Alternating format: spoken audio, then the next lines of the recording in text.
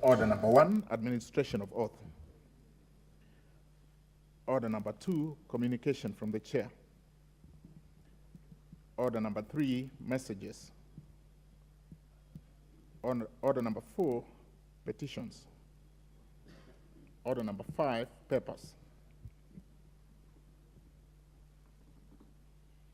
Proceed on behalf of Leader of Majority.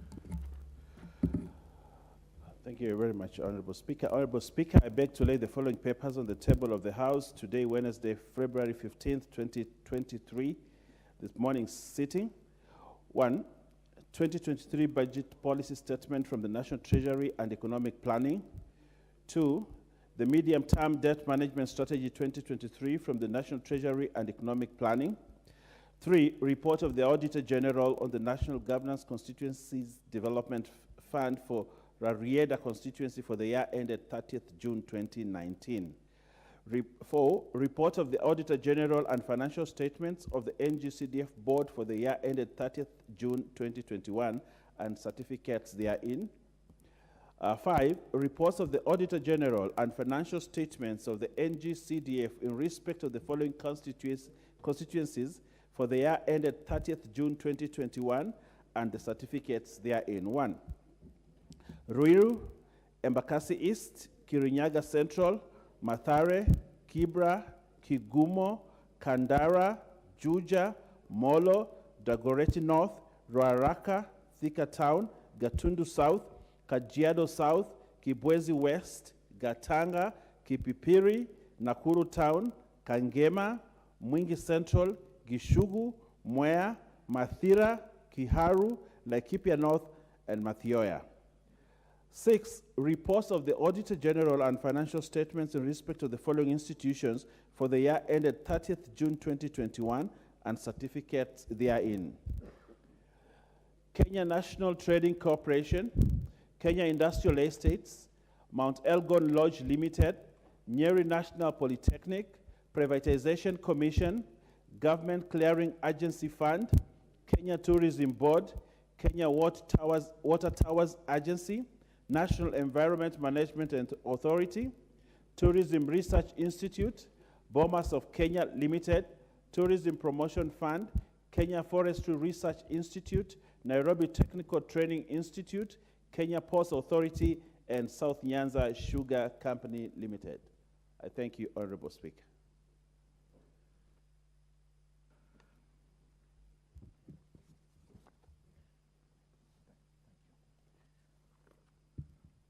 Order number 6, notices of motion.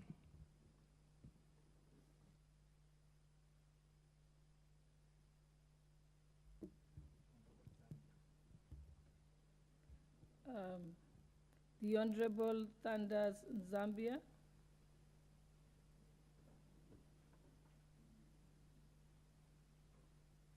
Okay, member is not present. We can move to the next order. Order number 7, questions and statements.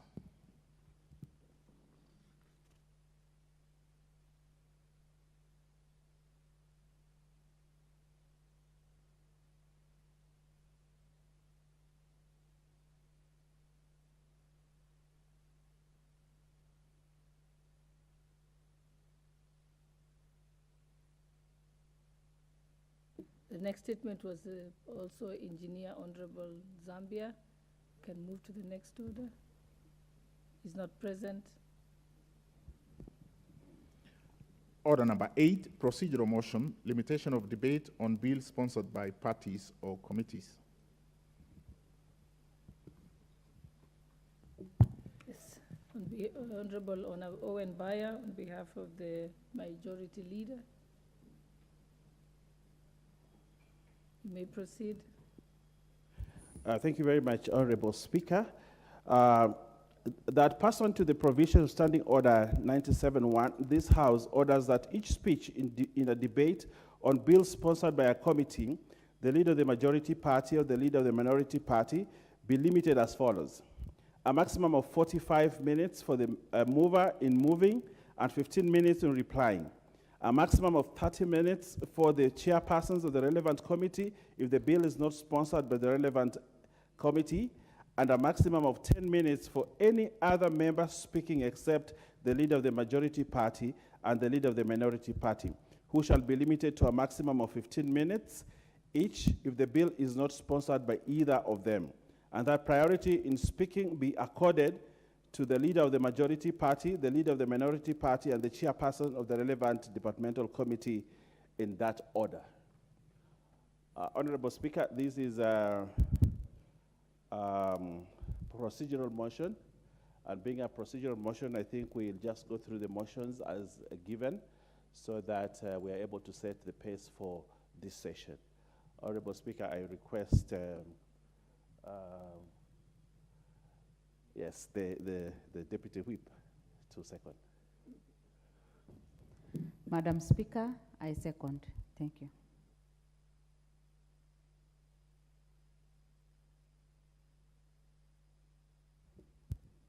What's the mood of the House? You can put the proposal.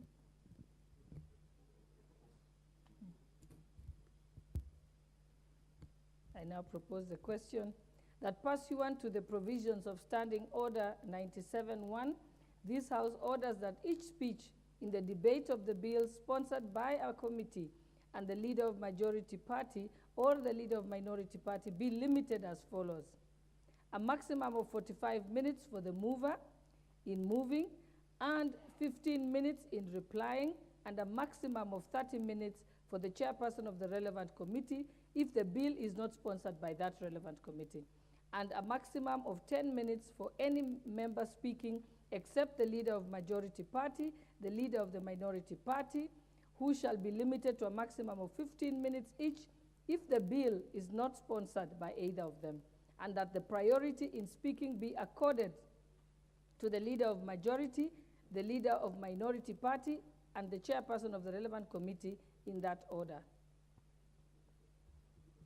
Put the question. I now put the question that pursuant to the provisions of Standing Order 97-1, this House orders that each speech in the debate on the bills sponsored by the committee, the leader of majority or the leader of minority party be limited as follows. A maximum of 45 minutes for the mover in moving and 15 minutes in replying, and a maximum of 30 minutes for the chairperson of the relevant committee if the bill is not sponsored by the relevant committee, and a maximum of 10 minutes for any other member speaking except the leader of majority and the leader of minority, who shall be limited to a maximum of 15 minutes each if the bill is not sponsored by either of them, and that priority in speaking be accorded to the leader of majority party, the leader of minority party, and the chairperson of the relevant committee in that order. So many as of that opinion say aye, and as many of those who have the contrary opinion say nay. The ayes have it. Order number 9, procedural motion, limitation of debate on individual members' bills.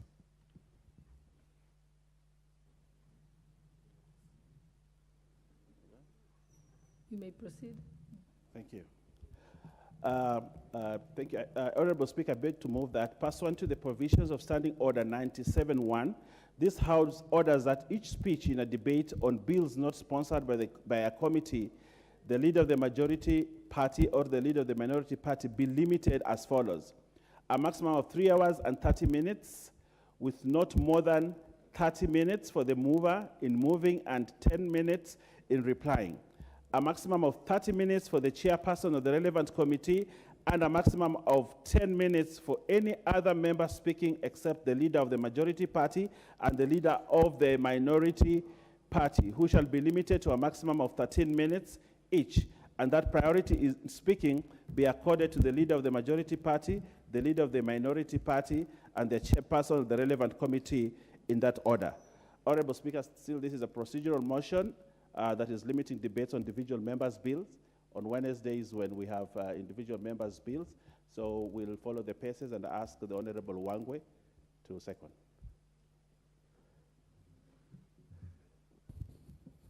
Thank you, Honorable Chair. Honorable Speaker, I do second.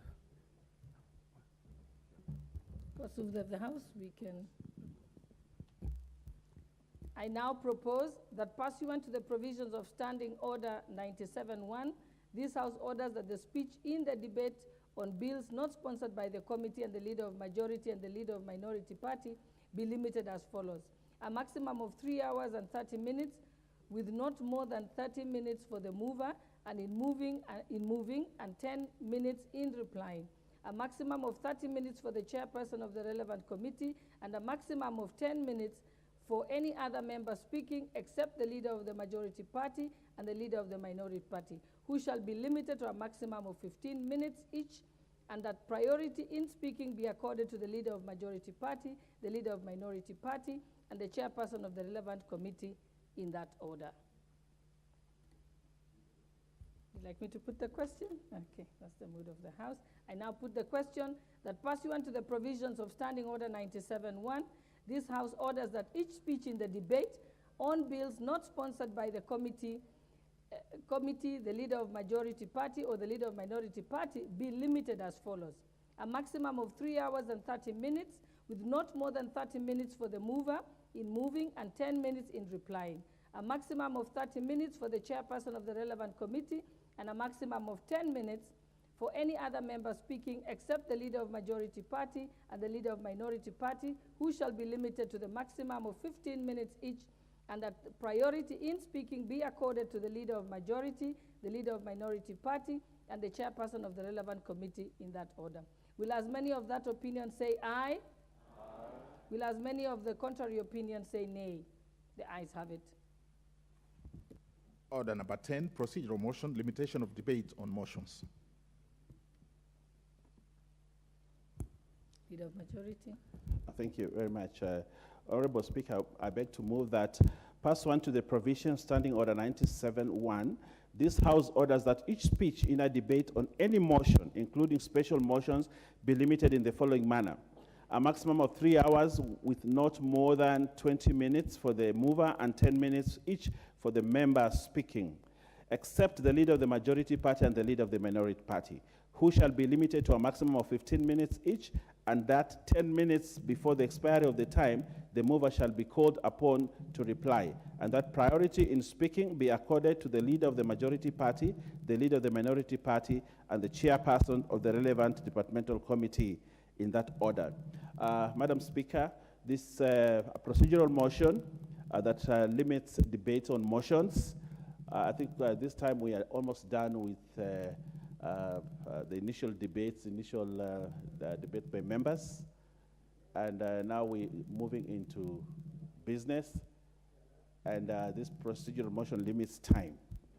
And I would like to request the Honorable Malulu Injendi to second. He always thinks I call him the other way.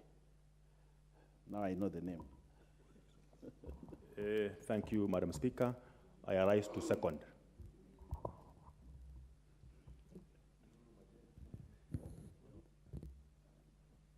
Is it of the mood of the House that I should propose? I now propose that pursuant to the provisions of Standing Order 97, this House orders that each speech in the debate on any motion, including a special motion, to be limited in the following manner. A maximum of 3 hours with not more than 20 minutes for the mover and 10 minutes for each other member speaking, except the Leader of Majority Party, the Leader of Minority Party, who shall be limited to a maximum of 15 minutes each, and that 10 minutes before the expiry of the time, the mover shall be called upon to reply, and that priority in speaking be accorded to the Leader of Majority Party, the Leader of the Minority Party, and the chairperson of the relevant departmental committee in that order. May I put the question? I now put the question that pursuant to the provisions of Standing Order 97-1, this House orders that each speech in the debate on any motion, including special motion, be limited in the following manner. A maximum of 3 hours with not more than 20 minutes for the mover and 10 minutes for each other member speaking, except the Leader of Majority Party, the Leader of Minority Party, who shall be limited to a maximum of 15 minutes each. And that 10 minutes before the expiry of the time, the mover shall be called upon to reply, and that priority in speaking be accorded to the Leader of Majority, the leader of minority party, and the chairperson of the relevant departmental committee in that order. Will as many as of that opinion say aye? And will as many as of the contrary opinion say nay? The ayes have it. Order number 11, procedural motion, limitation of debate on reports of audit committees. Thank you very much, Honorable Speaker. Honorable Speaker, I beg to move that pursuant to the provision Standing Order 97.1, this House orders that each speech in debate on reports of audit committees be limited as follows. A maximum of 60 minutes for the mover in moving and 30 minutes in replying, and a maximum of 10 minutes for any other member speaking except the leader of the majority party and the leader of the minority party, who shall be limited to a maximum of 15 minutes each, and that priority be accorded to the leader of the majority party and the leader of the minority party in that order. Honorable Speaker, this is about audit committees. Reports of audit committees are important reports in this House, and therefore we are almost giving 1 hour to the mover to move and allow members time to speak on these debates. Honorable Speaker, I will wish to ask Rebecca Tokay to second this motion. Thank you, Madam Speaker. I second.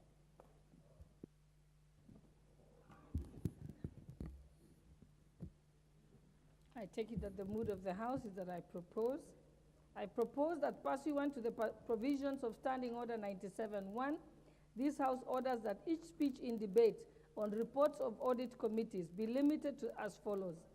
A maximum of 60 minutes for the mover in moving and 30 minutes in replying, and a maximum of 10 minutes for each other member speaking except the leader of the majority party, the leader of the minority party, who shall be limited to a maximum of 15 minutes each, and that priority be accorded to the leader of majority party and the leader of minority party, and in that order.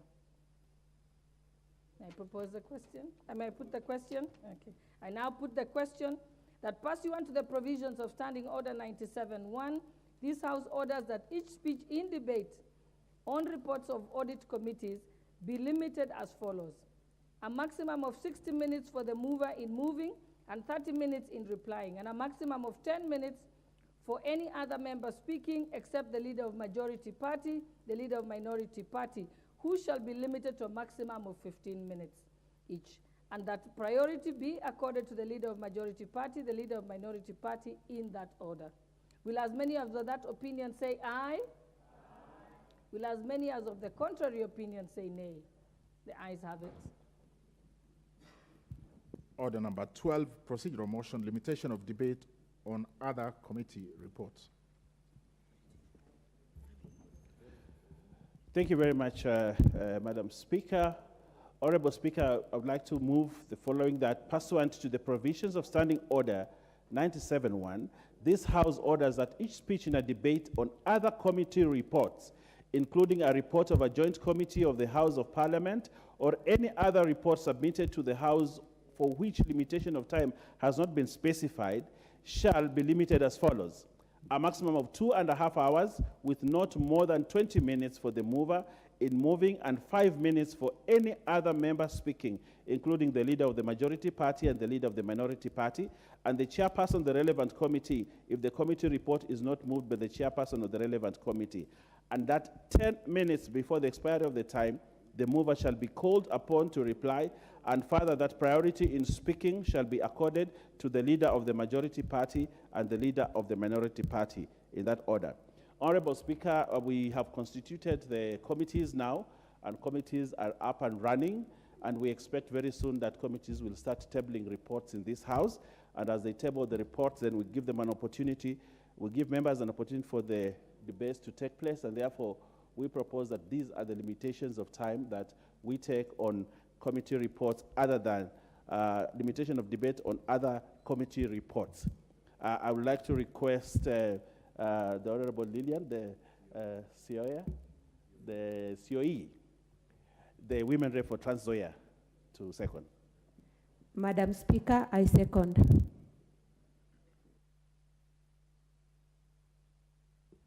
May I propose the question? I propose that pursuant to the provisions of Standing Order 97-1, this House orders that each speech in debate on other committee reports, including a report of a joint committee of Houses of Parliament or any other report submitted to the House for which limitation of time has not been specified, shall be limited as follows. A maximum of 2.5 hours, with no more than 20 minutes for the mover in moving and 5 minutes for any other member speaking, including the leader of majority party, the leader of minority party, and the chairperson of the relevant committee, if the committee report is not moved by the chairperson of that relevant committee, and that 10 minutes before expiry of the time, the mover shall be called upon to reply, and further, that the priority in speaking shall be accorded to the leader of majority party, the leader of minority party, in that order. Put the question. I can see the House wants to put the question. I now put the question that pursuant to the provisions of Standing Order 97-1, this House orders that each speech in debate on other committee reports, including a report of a joint committee of Houses of Parliament or any other report submitted to the House for which limitation of time has not been specified, shall be limited as follows. A maximum of 2.5 hours, with not more than 20 minutes for the mover in moving and 5 minutes for any other member speaking, including the leader of majority party, the leader of minority party, and the chairperson of the relevant committee, if the committee report is not moved by the chairperson of that relevant committee. And that 10 minutes before the expiry of the time, the mover shall be called upon to reply, and further, that priority in speaking shall be accorded to the leader of majority party and the leader of minority party, in that order. Will as many as of that opinion say aye? Aye. Will as many as of the contrary opinion say nay? The ayes have it. Order number 13, procedural motion, limitation of debate on the address by the President. Thank you, Honorable Speaker. Honorable Speaker, I beg to move that, noting that Standing Order 24-6 provides that debate on a motion on the address by the President shall be limited to not more than 4 sitting days, and pursuant to the provisions of Standing 97-1, this House orders that debate on a motion on the address by His Excellency the President under Article 132(1)(a) of the Constitution shall be limited as follows. A maximum of 30 minutes for the mover in moving, 20 minutes for the leader of the minority party, and 10 minutes each to the chairpersons of the departmental committees on justice and legal affairs to speak on the report submitted under Article 132(1)(c)(i) of the Constitution relating to the realization of the national values, the chairperson of the departmental committee on defense, intelligence, and foreign relations to speak on the report submitted and Article 132(1)(c)(3) of the Constitution relating to the progress made in fulfilling the international obligations of the Republic, and the chairpersons of the Departmental Committee on Administration and Internal Affairs to speak on the report submitted under Article 247 of the Constitution relating to the state of the security of the country, and 5 minutes for any other member speaking, and that 10 minutes before the expiry of the time, the mover shall be called upon to reply. Honorable Speaker, it is constitutional that the President addresses this Assembly in the State of the Nation and lays on the table of this House several reports, including the reports on the realization of the national values, the reports on progress made in fulfilling the international obligations of the Republic, and state of the security of the country. The President lays these papers, and therefore the relevant departmental committee chairpersons will have an opportunity to speak on them. But again, members have each 5 minutes to speak on these reports. Honorable Speaker, this is an important tradition of this Parliament as provided in the Constitution, and therefore as Parliament we provide that debate takes place and that the time limitations be as we have suggested. Honorable Speaker, I would like to request the Honorable Member for Mandera, Zuleha, to speak on, to second this motion. Thank you. Honorable Speaker, I second the motion.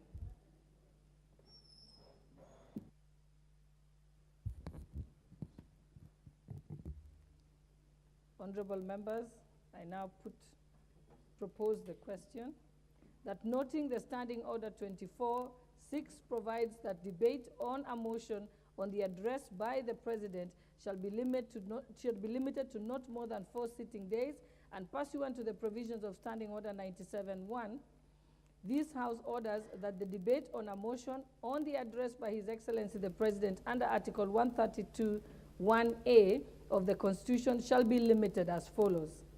A maximum of 30 minutes for the mover in moving, 20 minutes for the leader of minority party, and 10 minutes each to the chairperson of the Departmental Committee on Justice and Legal Affairs to speak on the report submitted under Article 132(c)(1) of the Constitution relating to the realization of national values. The chairperson of the Departmental Committee on Defense, Intelligence, and Foreign Relations to speak on the report submitted by Article 132(1)(c)(3) of the Constitution relating to the progress made in fulfilling the international obligations of the Republic, and the chairperson of the Departmental Committee on Administration and Internal Affairs to speak on the report submitted under Article 247 of the Constitution relating to the state of security of the country, and 5 minutes for any other member speaking, and 10 minutes before expiry of the time the mover shall be called upon to reply.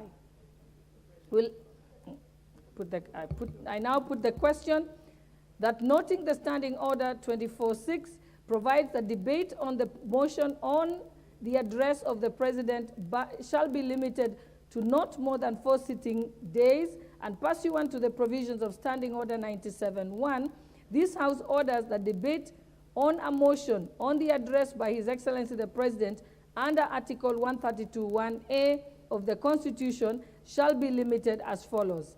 A maximum of 30 minutes for the mover in moving, 20 minutes for the leader of minority party, and 10 minutes for each to the chairperson of the Departmental Committee on Justice and Legal Affairs to speak on the report submitted under Article 132(1)(c)(1) of the Constitution relating to the realization of national values.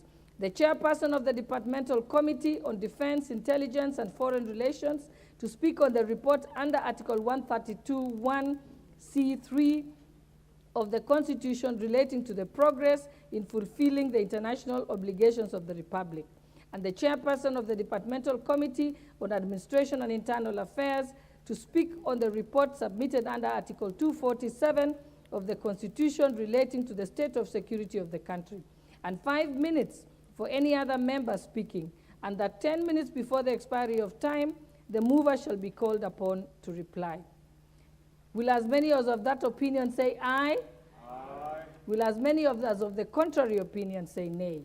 The ayes have it.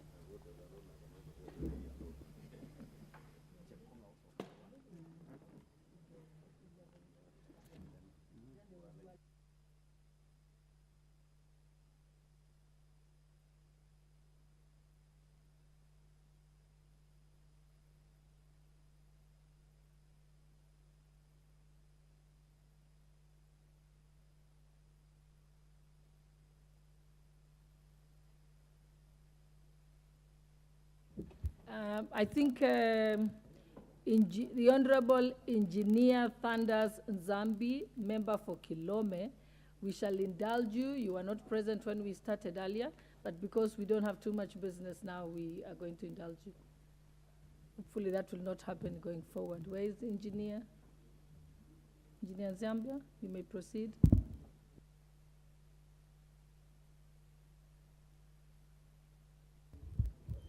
Thank you, Madam Speaker.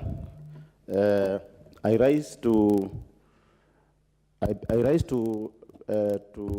give notice of the following important motion, which actually touches on all the 290 constituencies in our country.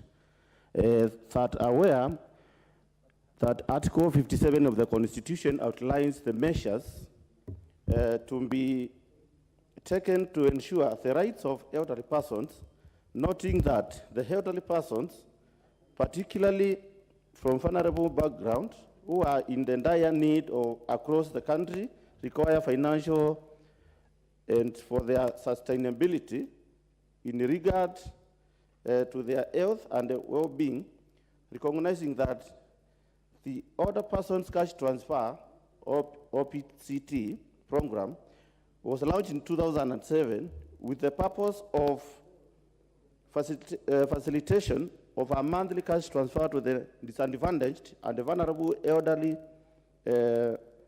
persons from identified deserving households who are 65 years and above across the country, concerned that registration of persons of 65 years and above was last conducted in the year 2016, cognizant of the fact that there are many elderly persons who have since attained the age of 65 years and are yet to be registered under the Older Persons Cash Transfer Program, further concerned that the program, as in the recent past, undergone unprecedented encounters in regard to new entries, technical mode of fund transfer and development, digital registration of elderly persons, inadequate monitoring, and irregular receipts of funds.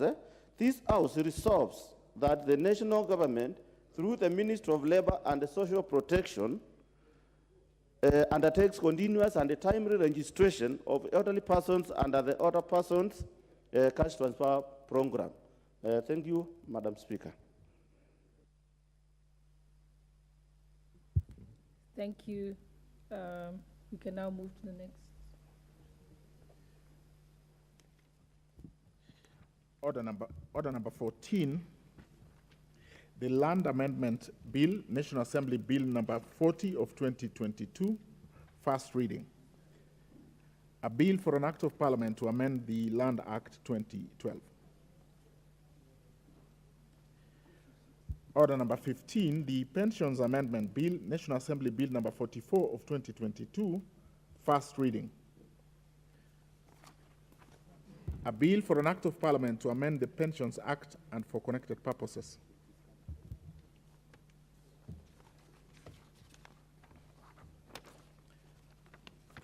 Order number 16, motion, general debate on the proposal to amend, proposal to Parliament to consider amending the Constitution and the standing orders.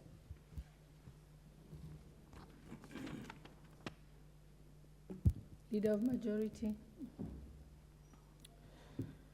Thank you, Honorable Speaker. Honorable Speaker, I beg to move the following motion that, noting the contents of the memorandum submitted to Parliament by His Excellency the President, asking Parliament to consider initiate amendments to the Constitution, acknowledging that actualization of the proposals which relate to inter alia the composition of Parliament as provided for in Articles 97 and 98 of the Constitution, in order to attain the two-thirds gender principle, the creation of the office of Leader of Official Position in Parliament, and the inclusion of various funds in the Constitution would necessitate amendments to the Constitution, while the restructuring of parliamentary oversight to allow for cabinet secretaries to appear before the Houses of Parliament to respond to questions by members would require the amendment of standing orders. Further acknowledging that the Speaker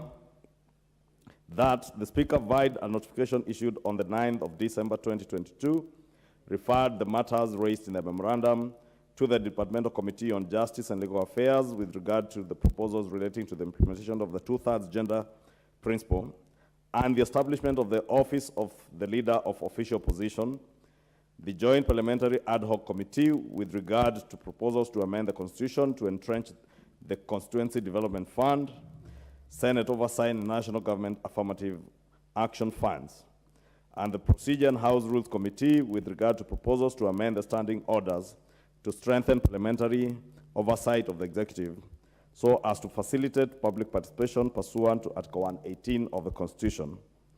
Now, therefore, pursuant to the provisions of Articles 1, Sub-Article 2, and Article 95, Sub-Article 2 of the Constitution, this House notes, considers, and makes general comments on the proposals contained in the memorandum by His Excellency the President. Honorable Speaker, members will recall that indeed, as indicated on the motion, as published on the other paper, The Speaker did relay the memorandum from His Excellency the President on the 9th of December and committed. Honorable Nikal, what is your point of order? Thank you, Madam Speaker. Let me also take this opportunity to wish my colleagues welcome back after a long recess. I was not here yesterday. Madam Speaker, my point of order is, this is an extremely important motion, and maybe I should have raised this even for the other orders that we had. And this is Wednesday morning, which is solely for members' bills. Are we in order to actually bring this motion at this time on a Wednesday morning when we should actually be discussing members' bills? And two, Madam Speaker, we may need, maybe not all of us are aware, what does it mean for the future of this when we say note, consider, and make general comments on such an important motion? Madam Speaker, I would be most grateful if you would give guidance on those two. Why, one, why on Wednesday? Two, what is the import? Thank you, Madam Speaker.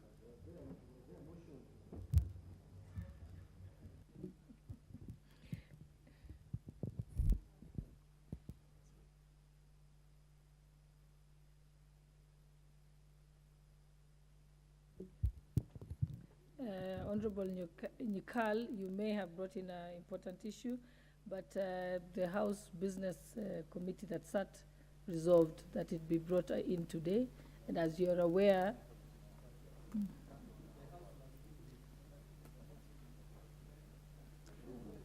honorable members, I think let's do this. Let us first, let's approve the motion, and then as to which date, we can still agree on which date we shall learn. What is your, okay, your member, Madam Speaker, member. Madam Speaker, with all due respect, I would like to point out that if any motion from majority or minority side has to be transacted on Wednesday morning, the leave of the House must be sought and must be granted. It cannot be done by House Business Committee. That is beyond their limit. So, Madam Speaker, it would have been very easy for the leader majority first to bring a motion to exempt the morning sitting debate and allow a motion by majority or minority. You know, we have to set precedent here, Madam Speaker, with all due respect. Leader of majority party, I think you're so advised. I will give you the indulgence to seek leave. Thank you, Honorable Speaker. And it is indeed true. And let me take this opportunity to thank the Honorable Nikal, because we must be a house of procedures, and we're already a house of procedures and precedents. And it is indeed true that any other motion, other than motions sponsored by individual members, we ought to have leave of the House. And my apologies for that oversight, Honorable Speaker. And the clerk's office should note, because that should actually have been on the order paper to have a procedural motion. And therefore, I want to beg, Honorable Speaker, that I do move a motion, a procedural motion, to seek leave of the House to have the motion on the order paper as motion 16.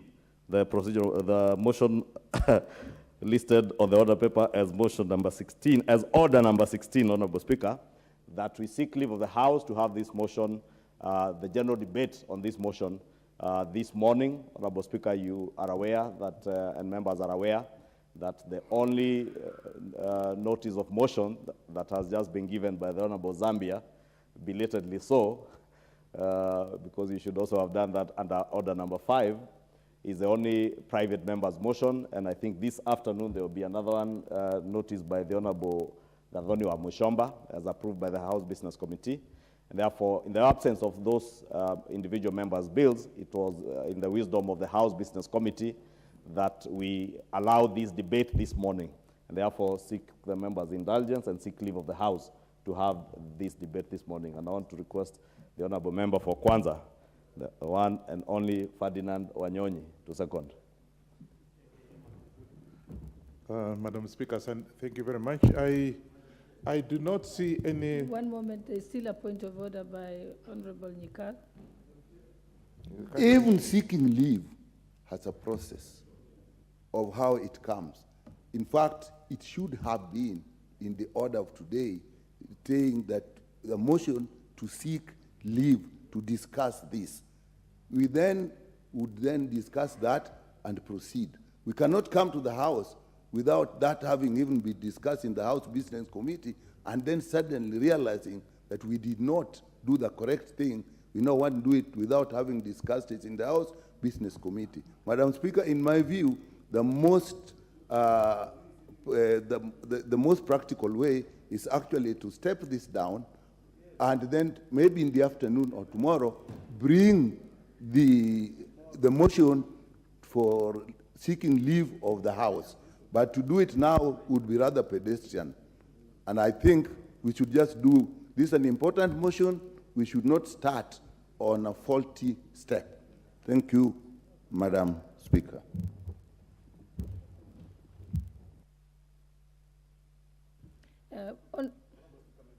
Okay, I'll give you a chance to respond to that. Honorable Speaker, you know, I have a lot of respect for Dr. Nyikal,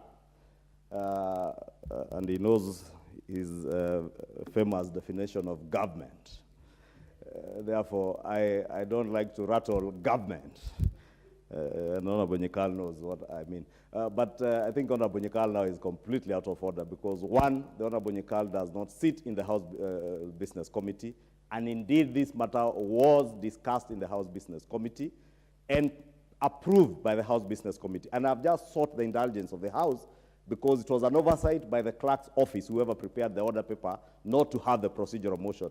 And Honorable Speaker, again, the procedural motion is being done under your approval because you just called me out to move the procedural motion in line with the point of order that he had raised. Therefore, unless the Honorable Nyikal does not want to sit in the House, and he's free to take leave, but allow the other members who are in this House who want to debate these important issues for the nation to debate. Honorable Speaker, I had moved and sought the Honorable Member for Kwanza to second, if you... Honorable members, pursuant to Standing Order number 1, it says, in cases where matters are not expressly provided for by the standing orders or by orders of the House, any procedural motion shall be decided by the Speaker. I think in this case, the Leader of Majority has sought leave, and I think I will ask for the approval of the House to grant him the leave to proceed with this procedural motion. So I will now propose the question. It's already been proposed. Okay, let him second, okay. Madam Speaker, despite all this confusion, I take this opportunity to second the motion because it's important that we talk about this motion so that, you know, we can together can go forward. So, Mr. Speaker, Madam Speaker, I don't see anything wrong with this motion, and therefore I second the motion.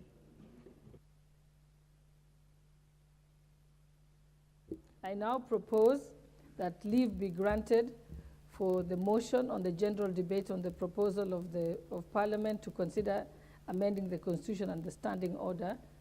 Does proceed. Can I put the question?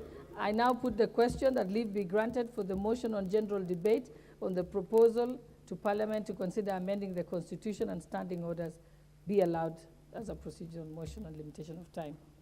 Will as many as of that opinion say aye? Aye. Will as many as of that opinion, contrary opinion say nay? The ayes have it. You're outnumbered, Dr. Nyikal.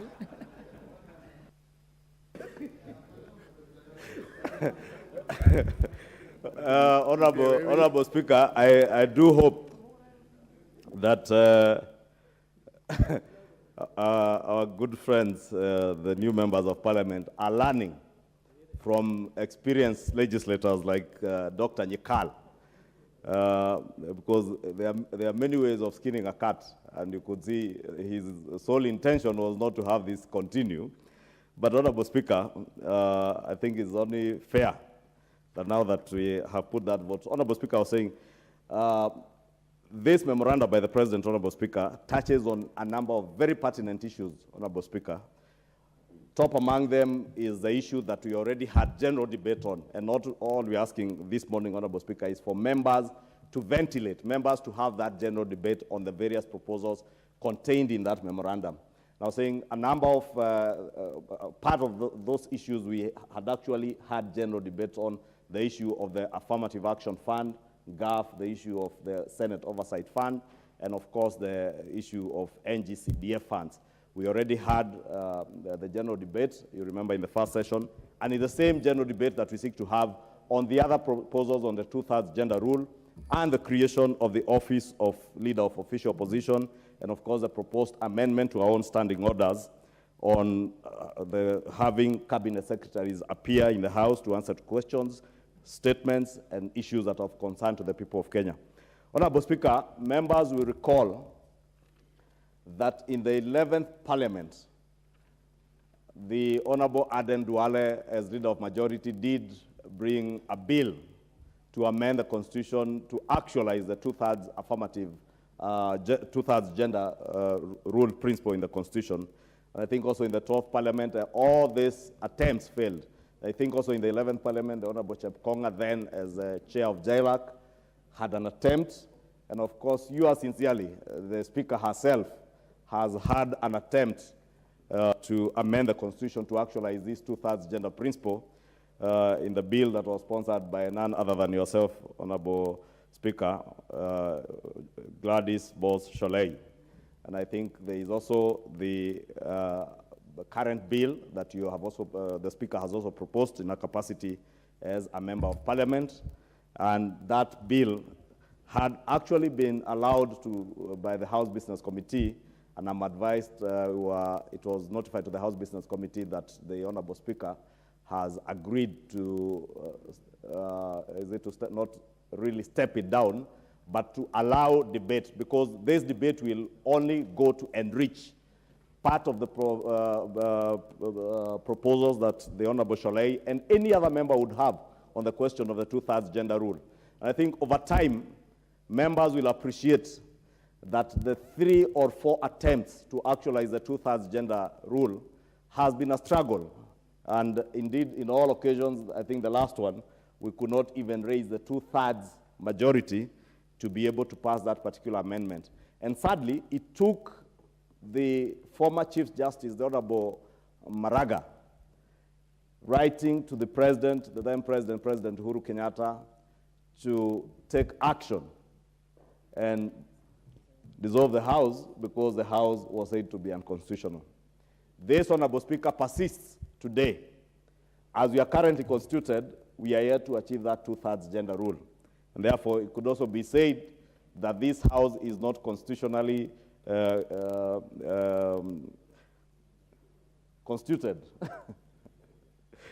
And therefore, Honorable Speaker, the President, in his wisdom, in his memorandum, has sought to help the House think through some of the proposals, as the Honorable Sholei has thought through her proposals on how do we actualize this so that we can constitute the House constitutionally and in line with what was provided for in our 2010 Constitution, that no single gender will be more than 2/3. And those who are less, then there will be measures taken and through legislation or amendments to the Constitution to actualize the 2/3 gender rule. Honorable Speaker, if you read the President's memoranda, Honorable Speaker, with the number of our women legislators elected in this Parliament, Honorable Speaker, other than the 47 county women reps that are actually affirmative seats, we have another 28 single-member constituency MPs, some of whom are seated here, and I noted the Honorable Amushomba, the Honorable Member for Moiben, who are representing single-member constituencies. And congratulations to these very good ladies who had to fight it out among us many other aspirants who are seeking to lead constituencies, and they made it. Honorable Speaker, we can only encourage our women to fight it out in elections for us to eventually have elected members, not just nominated members into this House, who will help us achieve the 2/3 gender rule. But in the absence of that, Honorable Speaker, then we have no choice but to make amendments to the Constitution that will ensure that we achieve this two-thirds gender rule. I hear the member for Endebess adding the indomitable member for Narok North, the Honorable Agnes, who also is a single constituency member in Narok constituency, and in a very difficult terrain in Narok North, in a community that initially did not believe in the power and leadership of women. But if the people of Narok North, the people of Kajiado, the people of Moiben, the people of Githunguri, the people of Samburu West, the people of, which other constituency?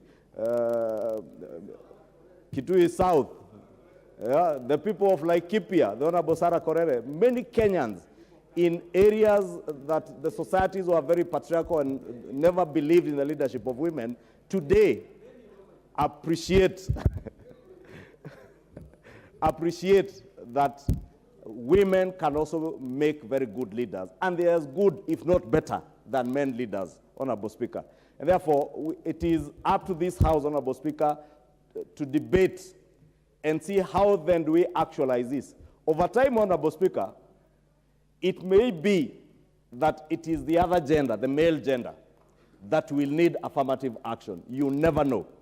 If you look at our society today, Honorable Speaker, the boy child today is more endangered than the girl child. And therefore, those of us who sit in this House as men, we must know our days are numbered. And we must therefore ensure that we make amendments to the Constitution that will protect not just our daughters and our mothers, our aunties and our sisters, but also protect ourselves and our sons, because we are endangered. The threat to the boy child today, Honorable Speaker, by alcoholism, drug and substance abuse, and general neglect by society.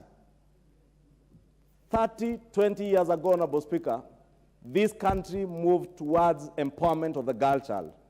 And the girl child is so empowered today, that is why we can confidently count many members of parliament, including those in Homa Bay, who are ladies who have been elected by people, by people in their constituencies. And many ladies are leading big corporations, East African breweries, and many other big corporations in this country are under the leadership of very able women.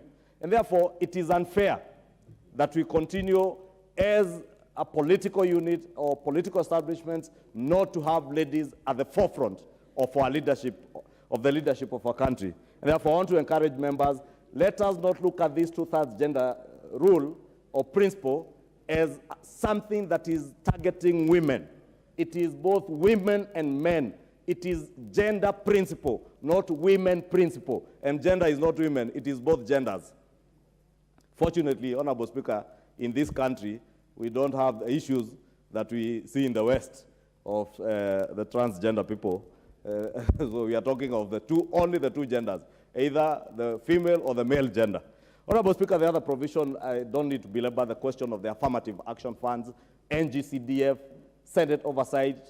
These funds, Honorable Speaker, we had debate on them, and we know how sensitive NGCDF is, how sensitive NGAF is, how sensitive it is to have funds for the Senate to be able to oversight the billions, if not trillions, that are being devolved to our county governments, Honorable Speaker, and I don't need to belabor that. Honorable Speaker, on the question of cabinet secretaries appearing in the House, and I've had the opportunity to listen to many of our friends who think or imagine that allowing members of the cabinet to appear, and I think, Honorable Speaker, having seen what the subcommittee on the House Procedures Committee has proposed, there is no proposal to have cabinet secretaries to come and sit or stand where we are privileged to have been elected by the people of Kenya, and we stand in plenary here today, or on the seats where we sit.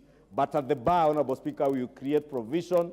There is a proposal to create provision at the bar, just like we admit the cabinet secretary for the National Treasury every year in June, as he comes to table his revenue estimates, Honorable Speaker, or we allow the president during the state opening or State of the Nation address to come and address the House from the bar from where, Honorable Speaker, you sit, we will allow cabinet secretaries then to come and answer to questions, statements, and issues that are of concern to the people of Kenya from the bar. And I mean the bar here. I can see the Honorable Kaluma pointing to the other bar. It is not the other bar, I mean this bar in the chamber. Therefore, Honorable Speaker, from this bar, or from where the civil servants row, cabinet secretaries can come and be accountable to the people of Kenya. And the proposal by His Excellency the President, which I fully support and agree with, is to ensure there is full accountability by his government. Under normal circumstances, Honorable Speaker, any president or any member of the executive would be very happy to run away from oversight and to run away from questions by the people's representatives of the people. But we have a president and a government that is telling us they are open to scrutiny. They want to run a transparent and accountable government to the people of Kenya, and giving us as members of parliament and the people of Kenya the opportunity to grill and to take to account members of the cabinet. And therefore, Honorable Speaker, previously we have been in this house since 2013, Honorable Speaker, after the new constitution was enacted in 2010, and having had the privilege, together with the Honorable John Buddy, who was also in this house in the previous parliament under the old constitution, we've had the privilege to be able to learn and see for ourselves how effective has the process been of having chairs of committees come before members in this house to answer questions. And members will recall the difficulty chairs have had. You go and get a statement from the ministry, come read it out here, members have follow-up questions for answers that you cannot provide as a chair of a committee unless then you go back to the ministry. We now have the opportunity to have the cabinet secretary in charge of interior come and stand before the house and tell Kenyans why are people being slaughtered in the North Rift by bandits and what he is doing. And if there are follow-up questions, Honorable Speaker, we'll be able to put them to the cabinet secretary, or that of education on the question of the rollout of CBC and junior secondary. The pertinent issues that members have should have an opportunity to be addressed before the house. And it's not just addressing members of parliament or answering to questions, because I want to believe, Honorable Speaker, members of parliament don't come to ask questions for themselves. They ask questions and seek for statements on behalf of the people they represent. And therefore, in actualizing that role of representation and oversight, I want to implore the members that we do support this proposal to amend our own standing orders, and I must commend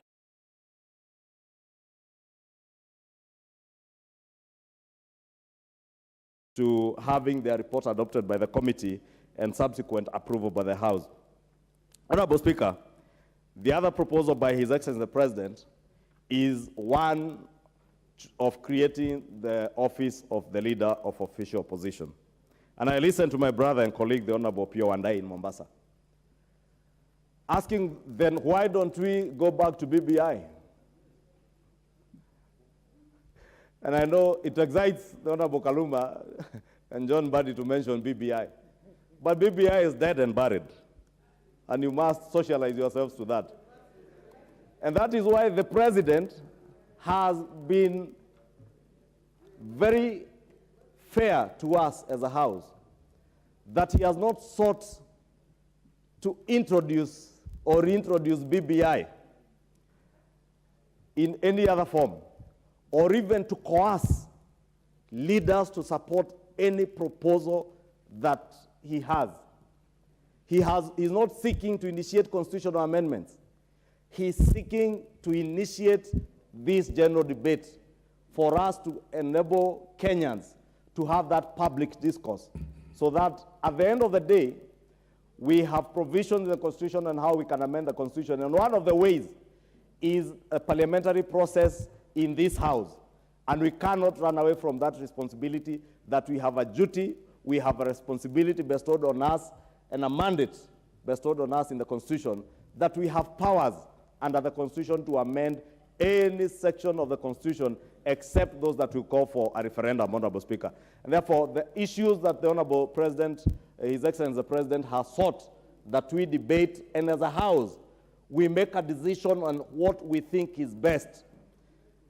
And Honorable Speaker, In my view, this general debate will not only inform Kenyans on the provisions of what we seek to do as a House in terms of amending our own standing orders or amending our constitution, but also be inviting Kenyans to participate. Public participation is not only when we go out there to seek their views. As much as the committees, the relevant committees, will eventually do that. But even this, I'm sure as we sit here now, there are members who are seated here who are receiving texts and WhatsApp messages from their constituents. We thought on what Kenyans think is best for this country. And one of the things, Honorable Speaker, is the creation of this office of the leader of official position. And I know, Honorable Speaker, I am aware that there are those Kenyans who imagine that it is another way of appeasing a particular person or a particular leader. Honorable Speaker, let me state for the record that this provision or this proposal is not to create a position either for the Honorable former Prime Minister Raila Odinga, neither for Kalonzo Musyoka, neither for Martha Karua, neither for Nyikal or John Mbadi. This is a position that we seek to create for posterity. Honorable Speaker, we did pass a constitution in 2010 and created the position of president, an executive president, a deputy president, and their running mates, Honorable Speaker, the running mates of the president and the runners-up in any election, Honorable Speaker, are left out there, not in the cold because they have a role to play. But we want to institutionalize the office of the leader of opposition to an extent that we have a system that can hold government to account. Honorable Speaker, I have seen our colleagues in the minority at times struggle because at times the leadership that they look up to is neither in this House, neither can they find them anywhere within the precincts of Parliament or around to offer guidance to them on how to effectively oversight and take government to account. And therefore, this is an opportunity that the minority will have meaningful leadership and an office that they can call up to for guidance and leadership. This is an opportunity for our minority to hold government to account and make sure the government delivers on what it promised the people of Kenya, even as those of us in the majority hold government to account as members of Parliament. Because we intend to, and we shall. And if you fail, those in the minority, those in the majority will make sure that this government delivers. Honorable Speaker, I see the Honorable John Mbadi laughing because he seems to doubt that we can hold government to account. And he knows when they went to bed under the handshake regime with government, and that is why I refer to government with Honorable Nyikal. I told him, you are now in government. We are in government also, but we will do what you are failing to do. Honorable Speaker, if you allow me 2 more minutes, I was going to conclude, Honorable Speaker, to say that indeed, many of our supporters, I know those who support the minority, believe that this position maybe is an appeasement to their leaders. It is not. Many of our supporters, our own supporters, Honorable Speaker, are opposed to this proposal or have the feeling that this proposal is another sort of handshake. And I want to disabuse this notion, Honorable Speaker, that this position is not being created to appease anybody. We are creating a position for posterity. We are creating a position that will make the governance of our country better, that will only enrich. Let's give him 1 minute, 2 minutes to finish, please. Honorable Speaker, I was saying that this proposal will enrich, deepen our democracy, and make the structures of the governance of our country only stronger. I know, Honorable Speaker, there are those who want us to imagine that we need to go into a referendum, and therefore the push to go back to BBI that was seeking to create positions for individuals. Honorable Speaker, I have said we must disabuse that notion, even as we generally debate these proposals. that we are not seeking to create positions. Because His Excellency the President and myself, as we traverse this country, we did promise the people of Kenya that we shall run, or His Excellency the President will run a government that seeks to create job opportunities and create wealth, not create positions for individuals. Therefore, this is not a position for an individual. It is a position for posterity. It is a position that will deepen our democracy. It is a position that will ensure that government is held to account, government is transparent, run transparently, and we offer meaningful leadership to our brothers in the minority, Honorable Speaker. And who knows, tomorrow it could be the Honorable John Buddy taking that leader of official position. It could be me. It could be anyone in the majority. It could even be the president today, you never know. Therefore, Honorable Speaker, we are just learning from other jurisdictions what happens and where we faltered as we passed our 2010 Constitution, Honorable Speaker. And therefore, with that, Honorable Speaker, I beg to move and ask honorable members to debate soberly and consider all these matters for the benefit of the people of Kenya, not for the benefit of any particular leader or for the benefit of anyone in government, but for the benefit of our country and deepening our democracy and ensuring that our country grows to the next level that we ought to be moving to. With that, Honorable Speaker, I beg to move and ask all members to support. Thank you. Who will second? Honorable Speaker, let me ask the Honorable member for Ugenya, the one and only David Ochieng, who happens also to be the party leader of the Movement for Democracy and Growth, MDG. You never know, Honorable Speaker, this could be the next president or next leader of official opposition. You never know. And let me ask him to second. But I do pray that at one time, he will be the first member of parliament from Ugenya to make it to the office of the President of the Republic of Kenya, when the Honorable Nyikal will be the leader of official opposition. Amen to those prayers. Honorable Speaker, I beg to second and note that, Madam Speaker, throughout the ages and within our young democracy, we've made so many strides, Madam Speaker, through peaceful legal reforms, through peaceful amendments to our laws. Madam Speaker, you can only change society by having a conversation, having dialogue, agreeing every now and then what law works for you, what law doesn't work for you.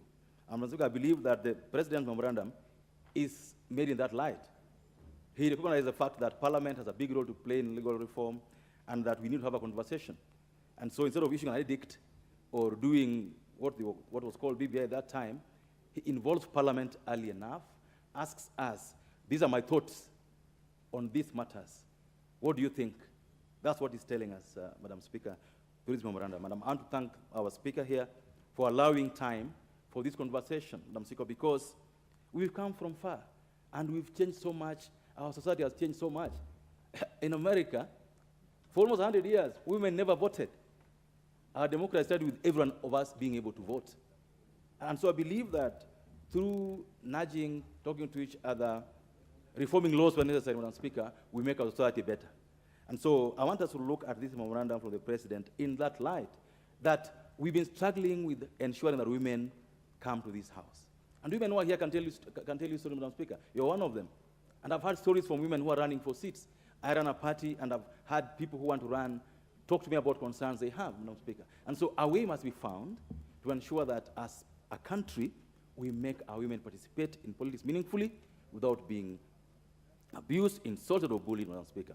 And where the numbers fall short, a way must be found to ensure that this Parliament and the Senate, Madam Speaker, is representative of the society. Our statistics show that women are more than the men in this country. But in almost every leadership positions, you go to county assemblies, county assemblies, National Assembly, Senate, the number of women being elected are low.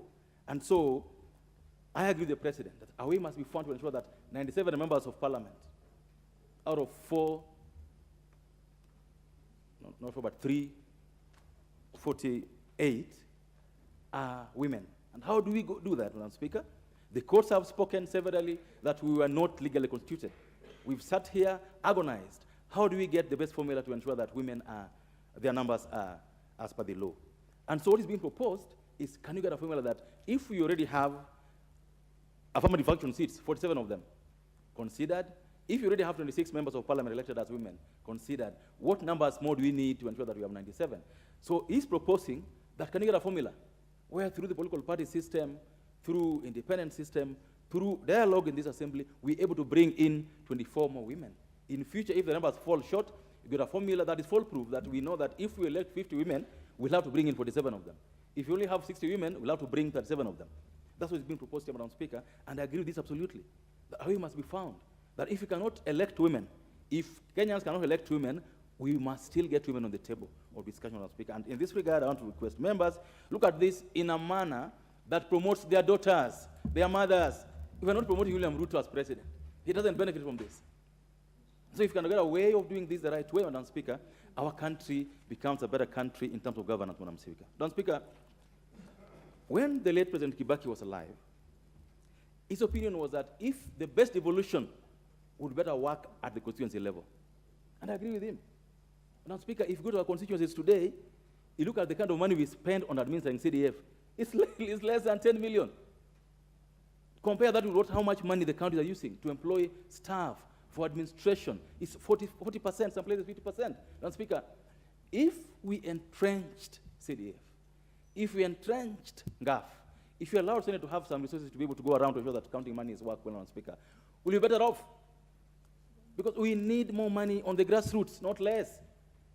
And no one said, and I don't believe so, that the only level of devolution should be county governments. And I want to ask the governors, wherever they are, that the CDF will never give way. The money we receive in CDF today will never be sent to the counties. It will always remain at the constituency level.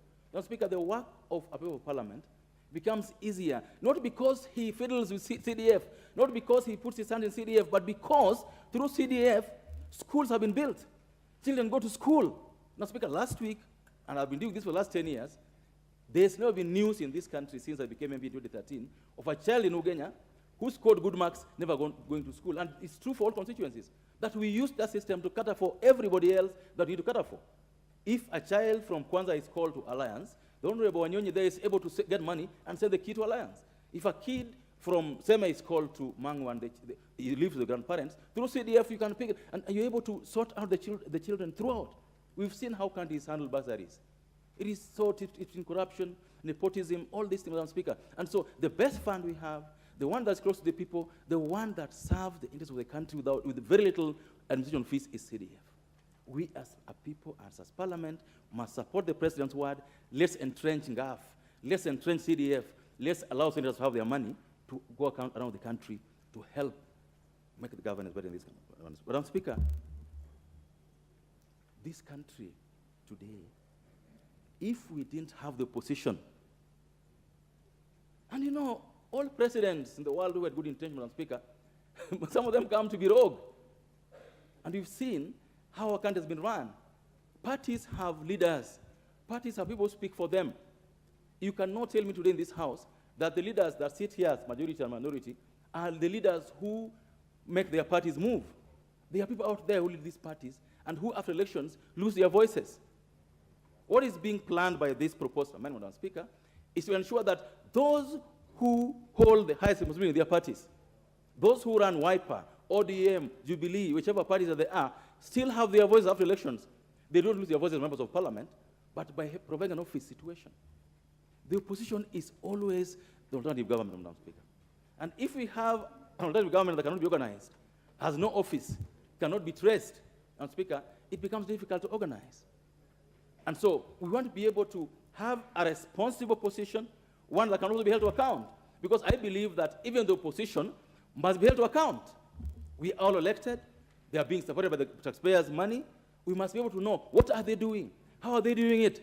You can only do so, Madam Speaker, if you know where they are, if you fund them and are able to know what they're doing and ensure that they're doing their work rightly. And so, Madam Speaker, it doesn't matter whether the proposals were done through BBI, were done by Uhuru, Raila, or whoever it is. What is right is right. It doesn't matter who says it. It is right to have a good opposition. It is good to have a country where critique is legalized, institutionalized, Madam Speaker.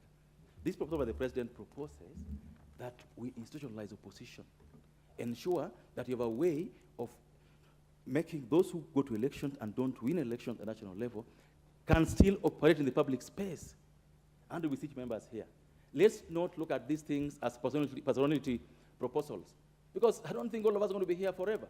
If you serve for 2-3 terms, you feel tired already, you want to go. Someone else will come in. Madam Speaker, I would like to look at these proposals far away from the person who wrote this memorandum. And look at these proposals as a member of parliament who believes in a good country, one that is governed by law, and look at them without having this hangers on that, oh, proposed what? Madam Speaker, I've been in this parliament now my 3rd term. It's been difficult. Madam Speaker, we go and queue. You can go to see a minister and queue for 3 hours, 2 hours. And there's no place to question them. Some ministers have finished their terms without anyone knowing even their names in this assembly. Because we don't know what they do, how they do what they do. There's no chance to question them. What is now being proposed, Madam Speaker, is not for them to come and sit on the floor, in this floor because they're not members, but to get a place for them where members of parliament can question them publicly. Proposals are being made that, oh, we can do them in committees, we can cover committee sessions live. Madam Speaker, having ministers come to this house at an allotted time, being questioned publicly, Mr. Speaker, will improve governance. It will make our work easier. Will make the work of the chairman of committees easier. Mr. Speaker, we are not rolling back. We are making it better. We are improving our governance structure, Mr. Speaker. Yes, you would say that why don't we then go the whole hog and make ministers come to this house? A very desirable position. But we are trying to make do with what we have. That before we change the constitution to make ministers come to the house, Madam Speaker, a way must be found to have ministers coming to this house, Madam Speaker. And I want therefore request members to look at these proposals for what they are, not the person moving them. Because if any one of us could still move these amendments and make them law, Madam Speaker. With those so many words, Madam Speaker, I beg to second and ask members to support. Thank you.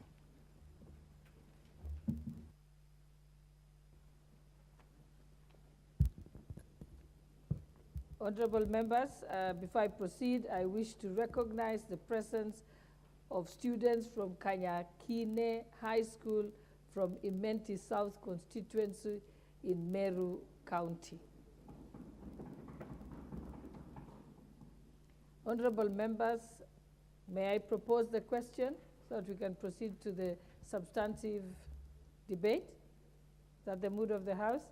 I now propose that noting the contents of the memorandum submitted to Parliament by His Excellency the President, asking Parliament to consider initiating amendments to the Constitution, acknowledging that actualization of the proposals which relate to inter alia the composition of Parliament as provided for in Articles 97 and 98 of the Constitution, in order to attain the 2/3 gender principle, the creation of the office of the Leader of Opposition in Parliament, and the inclusion of various funds in the Constitution would necessitate amendment to the Constitution while reconstructing of parliamentary oversight to allow the Cabinet Secretaries to appear before the Houses of Parliament to respond to questions by members would require amendment of our standing orders.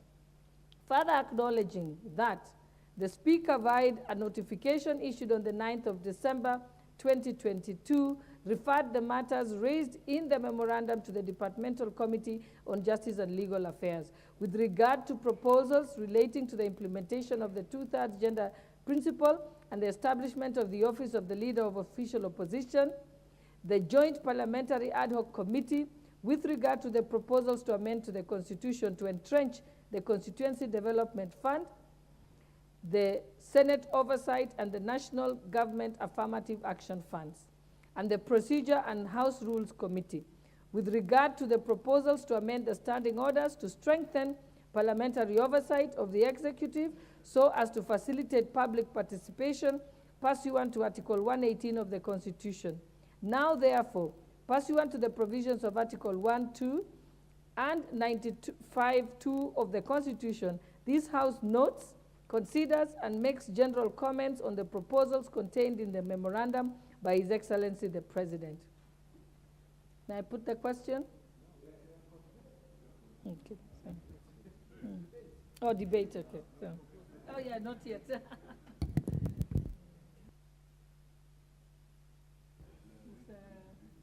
I think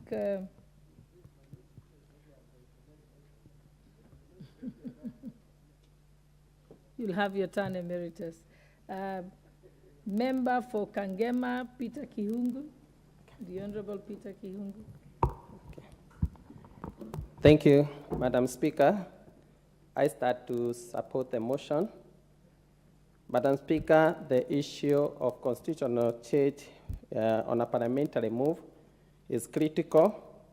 And Madam Speaker, we need to separate the way the President has brought it from how BBI was brought. Because there is a difference, because the difference between how the BBI was initiated is that the former president, first of all, came up with a task force. The task force went to the public and started collecting views. Then after the task force brought the views, that's when now BBI was brought to Parliament. But here we have a different way of approach, whereby the president, as a president of the country, under Article 123 of the Constitution, 32 of the Constitution, is mandated to address the Parliament. And in his address, this was part of his address, then he follows it up with a letter, whereby he writes to the Speaker, and the letter reads, as I read verbatim. He says, nevertheless, I hold the firm belief that as a president, I can indeed and must engage authorized entities like Parliament. Accordingly, the purpose of this letter, dear Honorable Speaker, is to request the Parliament. Therefore, the President, what he has done a request to Parliament on his proposal. We can take the request or do away with it. But, Madam Speaker, the things that the President has put are extremely critical for this country. One way is that we must make our Constitution as a Parliament, and him as a President, he needs to be somebody who respects and honors and follows the Constitution. Because whenever, like the issue of CDF, as the court has put it, it looks extremely unconstitutional. But practically, the nation and the mood of the whole nation is that they need the CDF fund. But now, as the president starts with the members and the country to start with the CDF, he still fights that he's moving against the Constitution. Therefore, when we entrench it in the Constitution, we just make him also have powers to engage judiciary on being constitutional. But whenever the president also is seeking to them that let's allow the CDF to continue, even though there are issues that has been raised, he will be working against the vows he made to start by the Constitution. We have the issue of gender. The issue of gender as it starts today. There is a ruling that says that Parliament is unconstitutional, constitutionally constituted without the two-thirds gender.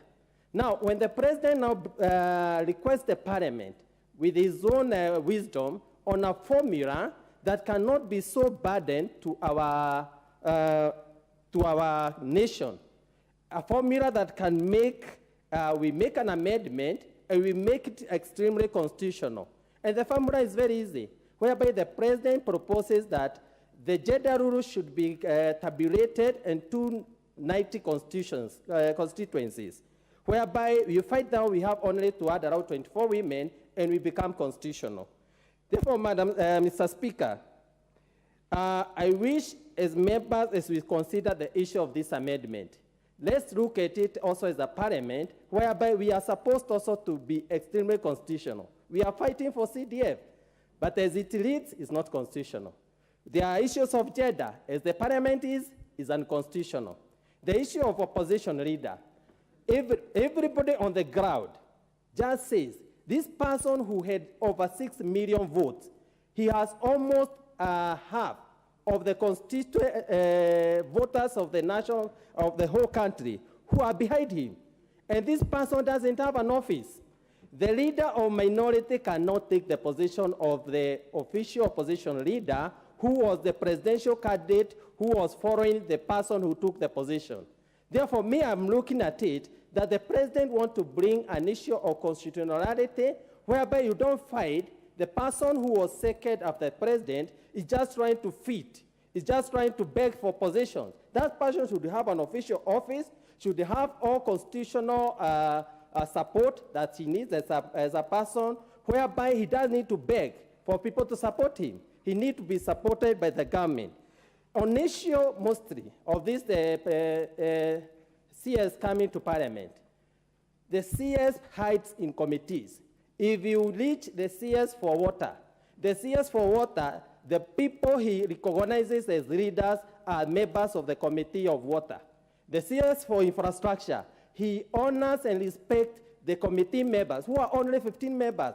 The rest 290, we are dealt with the second. Therefore, whenever it's brought here on an issue in Kangema, whereby the road has been left out, nothing is going on, when you visit his office, he just communicates with the committee members, he feels he's safe, but I can be able to question him here in the floor. Therefore, the issue of the CS coming on the floor is not mostly on small issues that can be managed by the committee. But there are areas as members of parliament, we must tackle them, we must question them whenever our public members can be able to hear how we are engaging with them and how we are talking about some of the issues has been left. Therefore, Mr. Speaker, I wish we just look at this amendment as if it's not about the issue of the party, an issue of the presidency, but it's an issue of constitutionalism, whereby we will make everything constitutional so that even judiciary, we can be able also to target them. Now we can question them, then they tell us, you are telling us to be constitutional. How is your parliament? Therefore, Mr. Speaker, I support the motion, and I wish all the members to take the position we support the motion. Thank you, Mr. Speaker. Thank you so much. This chance goes to Honorable Gitonga Murugara of Tharaka. Thank you very much, Mr. Speaker. Mr. Speaker, allow me also to voice my support for this motion, which is pursuant to the memorandum we received from His Excellency the President, making certain recommendations. First and foremost, it's important we clear the air because there is anxiety, there are fears that the President may actually be initiating some constitutional reforms or amendments similar to the BBI which was rejected.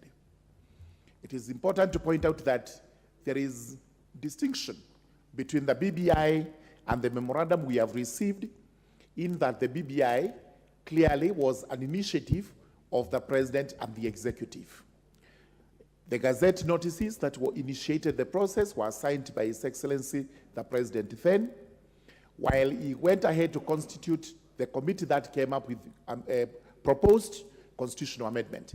As far as this is concerned, what the President has done is to make recommendations in his capacity, his two capacities.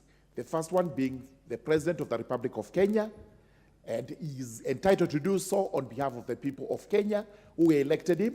Number two, also as a citizen.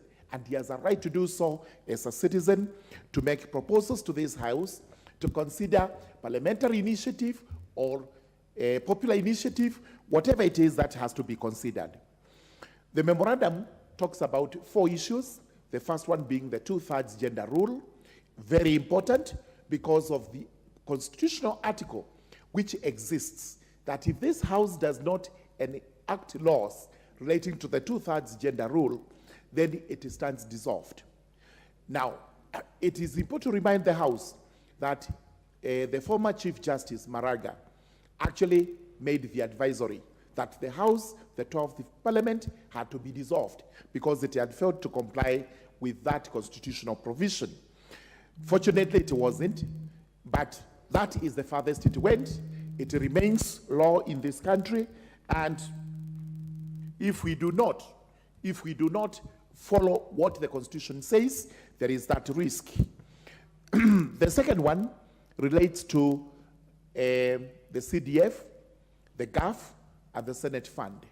We've already debated extensively regarding this, the importance of those funds and why they should actually be entrenched in the Constitution. The third one relates to the office of the official opposition leader. And this is where there are jitters as to whether we are creating an office for somebody. There are arguments that this House cannot amend the Constitution to comply with that proposal.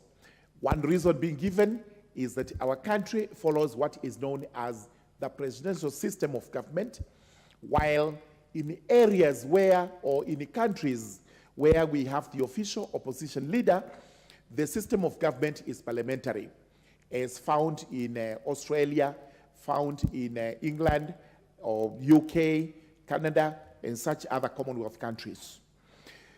I do not personally agree, and I'll be persuading my committee, the Justice and Legal Affairs Committee, to see it from a different perspective.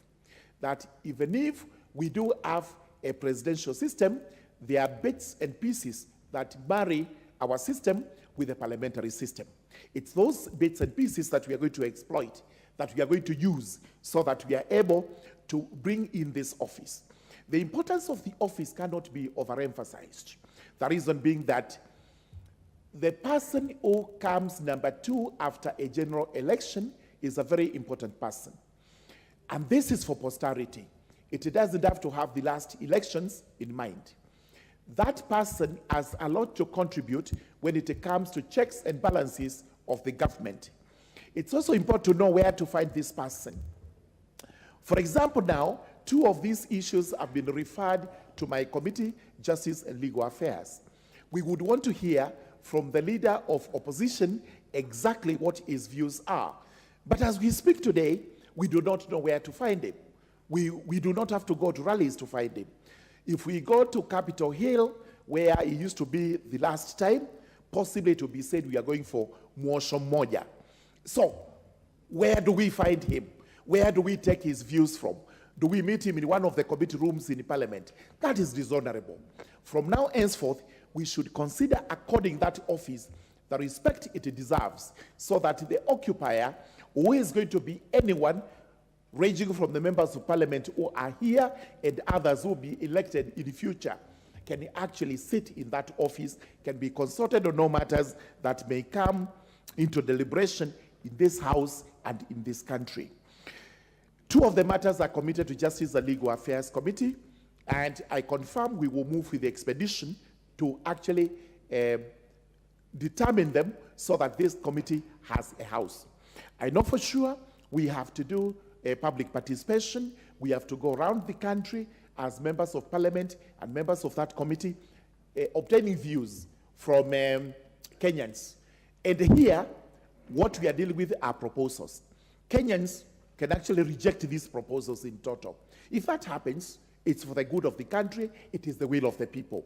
If Kenyans agree that Parliament should consider, then we will move to the next level to determine whether these are parliamentary initiative amendments or they are popular initiatives, which means we have to go to referendum, and we will require a referendum law to actually guide us. We do not have one at the present moment, but we should be looking into having an act of parliament on referendum, because we have said it before in the 12th parliament, we do not know how to operate or how to actualize a referendum without the law. The Supreme Court has also pointed out to us regarding this. And finally, we have the other recommendation made by the President, which is that cabinet secretaries do come to the House to answer questions. And there are, again, jitters, anxiety that we are bringing strangers into the House. We are also contravening the law that this is not a parliamentary system where cabinet ministers are members of parliament and can sit in the House and, and deal with matters relating to the executive. Our position, as I said again, it's barring the two, because when we brought the 2010 Constitution, we allowed 2 strangers expressly to come into the House, address the House, and whatever they propose is acted on by the House. The first stranger who comes in is His Excellency the President. He actually has that mandate from the Constitution.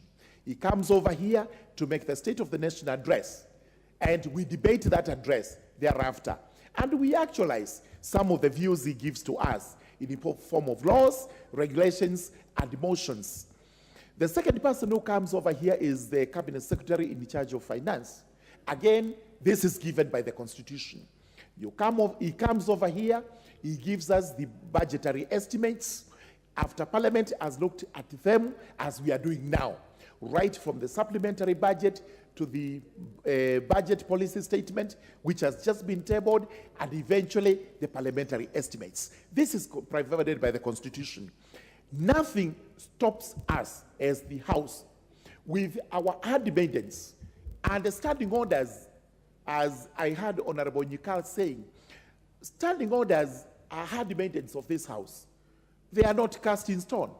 That is why at all times we have what is called the saving provision of the standing orders, which gives the Speaker the power to rule on anything that is not provided. And that's a standing order number one. But in this particular case, we have standing orders which we can amend. And after the amendment, for sure, what is going to happen is we are able to allow cabinet secretaries to come here and answer questions. We are also able to interrogate them. We are also able to ensure that they do not get away with the escapist answers, which is what we get from chairmen of committees when they came to read statements, to read answers to questions which they know nothing about. So this is a very important motion, and I would urge the House, we debate it soberly. There are proposals, they are not cast in stone. The decision lies with the House and with the Kenyans. With those remarks, I do support the motion. Thank you, Sir George.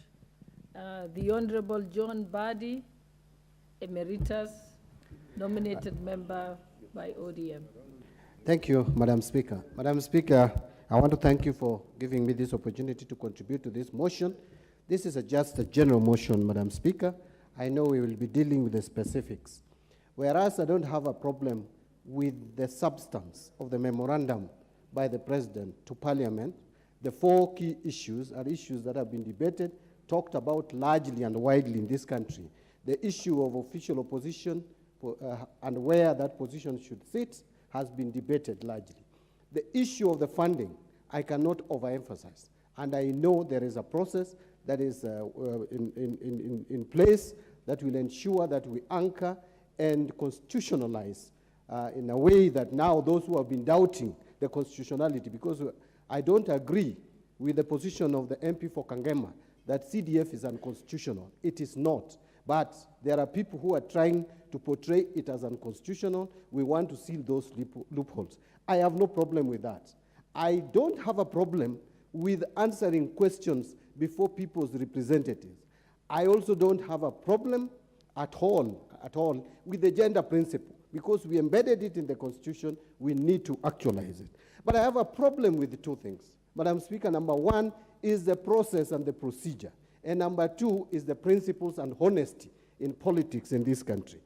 So beginning with the number one issue on the process and the procedure, whereas my colleagues across the aisle are really struggling to separate and distinguish how different it is between the memorandum from President William Ruto and the process that was started by the former President Uhuru Kenyatta, I don't see any difference. In fact, if you ask me, the initiative by President Uhuru Kenyatta had more people participation than this that is now being generated by William Ruto. Why do I say so? At least for President Uhuru Kenyatta, he started a process with the people. He created a task force which went to the people. This one is a president who is writing direct to Parliament, no consultation. We don't even know who he spoke to. Whether he spoke to people who visited him at State House, I don't know. This one is a direct initiative by the president. I just want to caution members of Parliament and the people of Kenya that it is not right, and I want to repeat it, it is not right to encourage the president to initiate constitutional amendments. This country has enjoyed democracy fairly compared to our counterparts across the region. This country is standing out. This country, probably with Ghana, are standing out as countries that are promising in terms of democracy. We should not allow any indication of an individual rolling back those gains. And there is a possibility that one can test waters. Don't allow the president to start testing waters by writing to Parliament for constitutional amendment tomorrow. And with the gerrymandering that I have already started seeing, and the games being played around with the members of the opposition now being invited at will, and Jubilee almost gone to the other side, with MDG gone, with UDM gone, and many, many individual MPs, including now my party, is under threat of being raided. I foresee a possibility of a president, once emboldened, can recommend far-reaching amendments to the Constitution, which may even take us to a life presidency. That is my fear. Number two, Madam Speaker, look at the issues that have been raised in the memorandum, Madam Speaker. And Madam Speaker, when we raised most of these issues, look at BBI. BBI recommended that a person who comes second in presidential election should be made a member of parliament, to be in this house, to be able to participate and lead the troops from the floor of the house. Look at the issue of the cabinet. We recommended that cabinet should come from parliament. And we said that even those who would come from outside would be made ex officio members of parliament, as Attorney General used to be. Madam Speaker, on the issue of the two-thirds gender principle, that has been captured very well and exhaustively in detail in the BBI. Madam Speaker, I can say in a nutshell that when we proposed this to the people of Kenya, we were called names. I remember Kenya Kwanza and the leadership of the Kenya Kwanza called us selfish, people who are interested in grabbing power, people who want to extend power and existence in office of certain unnamed individuals, but the target was Uhuru Kenyatta. People who are looking for space for people who should be retiring, that was the word then. And we were told that we were not focusing on the needs of the people of Kenya, and that the people of Kenya are suffering. That constitutional amendment is not a priority. Madam Speaker, I don't know whether now the people of Kenya are enjoying and that the living standard is now, the cost of living is low. Yet, when I walk across, we are suffering even more than last year. The cost of food is unaffordable. There is the drought situation in the country. How I wish that the language of President William Ruto, when he was campaigning, he sticks to that script and make the people of Kenya have a bearable life. Instead of writing memorandums to us, these are issues we can deal with. We can sit down as a country and agree that we want to go the route of constitutional amendment to introduce the official leader of opposition, to introduce cabinet secretary to come to parliament and become members of parliament instead of passing through the back door and escape routes to look for a way of bringing strangers in the house. And I heard Honorable Murugara saying that we allowed some 2 strangers. The president is not a stranger. Look at the presidential systems across the world. The president is part of a legislative process of the country. That is why he is the last one to assent to the bills. He cannot be a stranger. The other issue that you have brought of the CS for Treasury, that is not a constitutional provision. In the Constitution, it is only allowed to make pronouncement. He can even make it from Uhuru Park, from KICC. It is us who decided to bring in the standing order provision to allow him to stand there, which is, in my view, unconstitutional. But we are living with it. And by the way, those pronouncements don't make any, there's no value to those pronouncements. We are only living with our neighbors in the East African community. Madam Speaker, I want to wind up by saying this very strongly, that there is dishonesty in this country. How I wish that, and Dr. William Ruto is my friend, how I wish that he went back to his campaign pledges.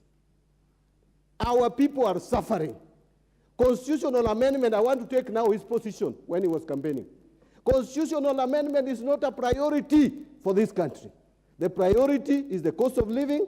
Don't overtax our people. Stop snooping in our phones. If I send money to my mother, that is not income to my mother. It is a transfer of resources. He should consult people like us who have extensive and wide knowledge in financial management. The issue of taxation should be left to KRA. The president can never be a tax collection agent.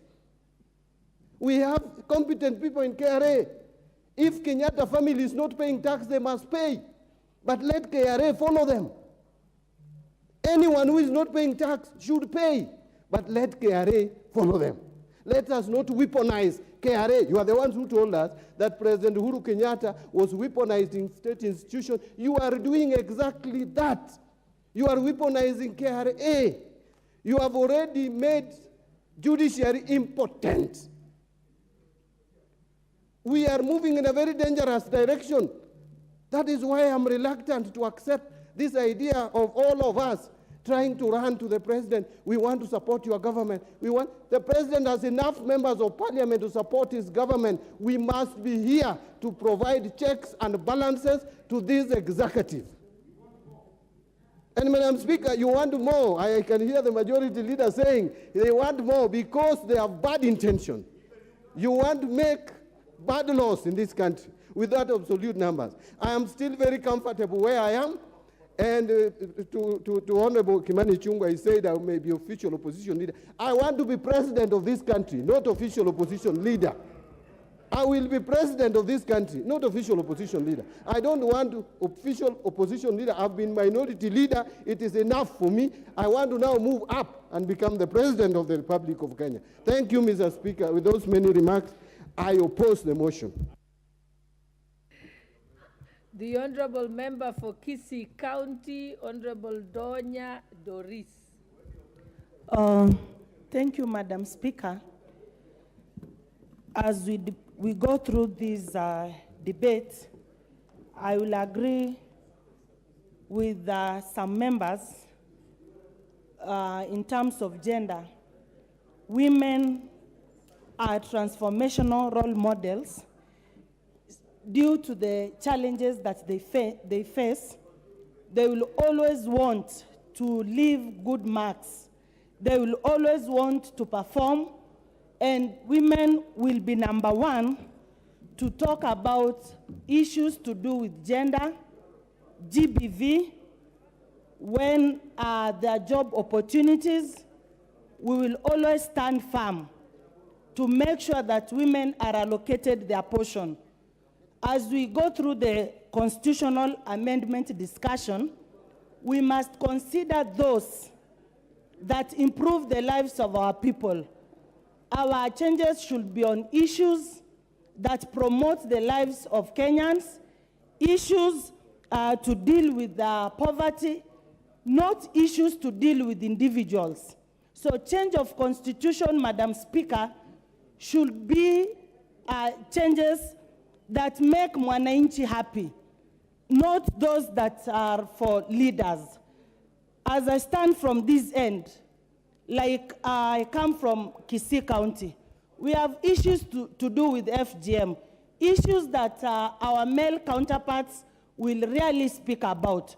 So when we consider the gender balance issue, I'm sure most of the women seated in this house will understand things to do with GBV, will understand things to do with girl child, even the issues of sanitary pads.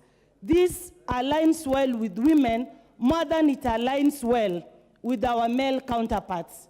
So this I see is very paramount in terms of the constitutional changes on gender and even the allocations of affirmative action fund. This when we consider this in the Constitution, and it is not challenged, women will sit and put focus to make sure that there is enough for women. As it is now, we are competing with the male members of parliament in terms of bursaries and even other small activities that happen on the ground. So I support the motion, but differ a little bit on bringing the ministers to the floor of the House for questioning, since that should be taken care of by the committee members. Thank you very much, Madam Speaker. The Honorable Member for Kibwezi West, Honorable Ikomas Mutuse. Thank you, Madam Speaker. I stand, first of all, to contribute to the motion, to the memorandum by His Excellency the President that came to the House proposing several constitutional amendments. Regarding the matter of CDF, Madam Speaker and the House are aware that we debated that extensively. We also formed a joint committee with the Senate, and the presidential memorandum can only be seen to add credibility to the proposal by the Honorable Gishimo and the Honorable Member for Matungulu that was debated in a similar manner before this House.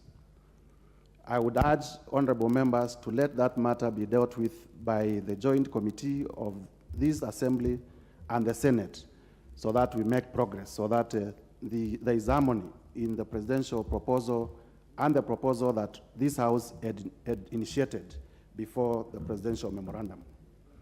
On the issue of the gender role, all of us agree that we have an history where women were not participating in our governance institutions as much as they should.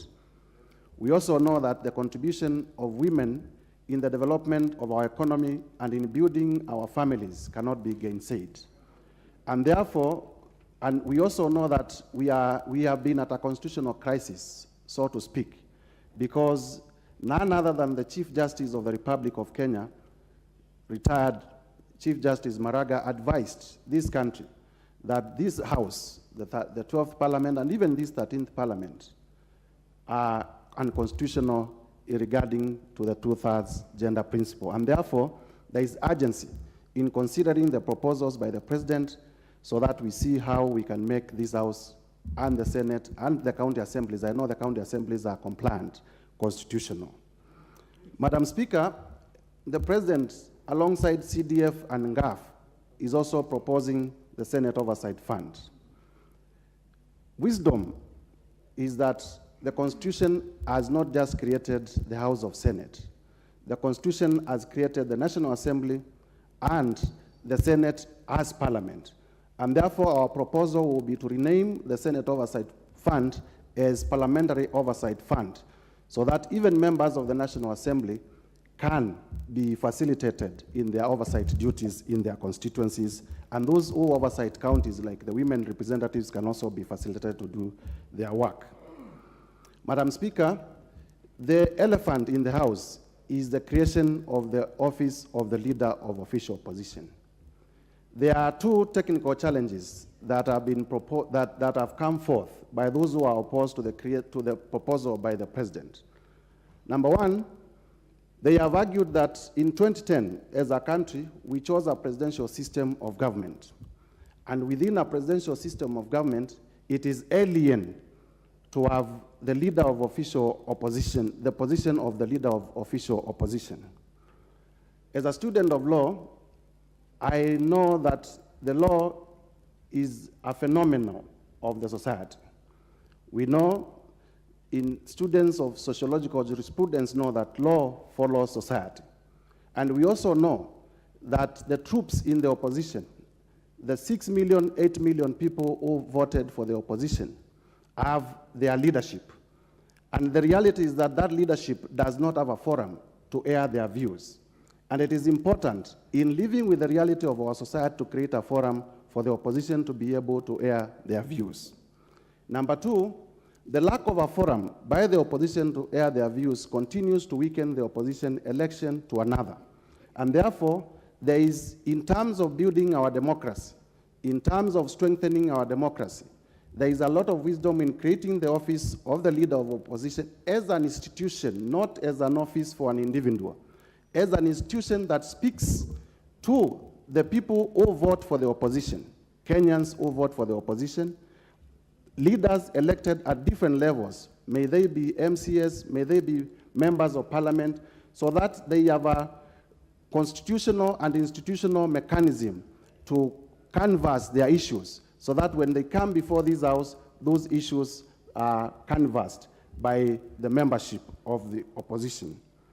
Madam Speaker, I therefore propose that as we debate, we also look at the reality of our society, so that we do not imprison ourselves in constitutional technicalities and ignore the reality of our society.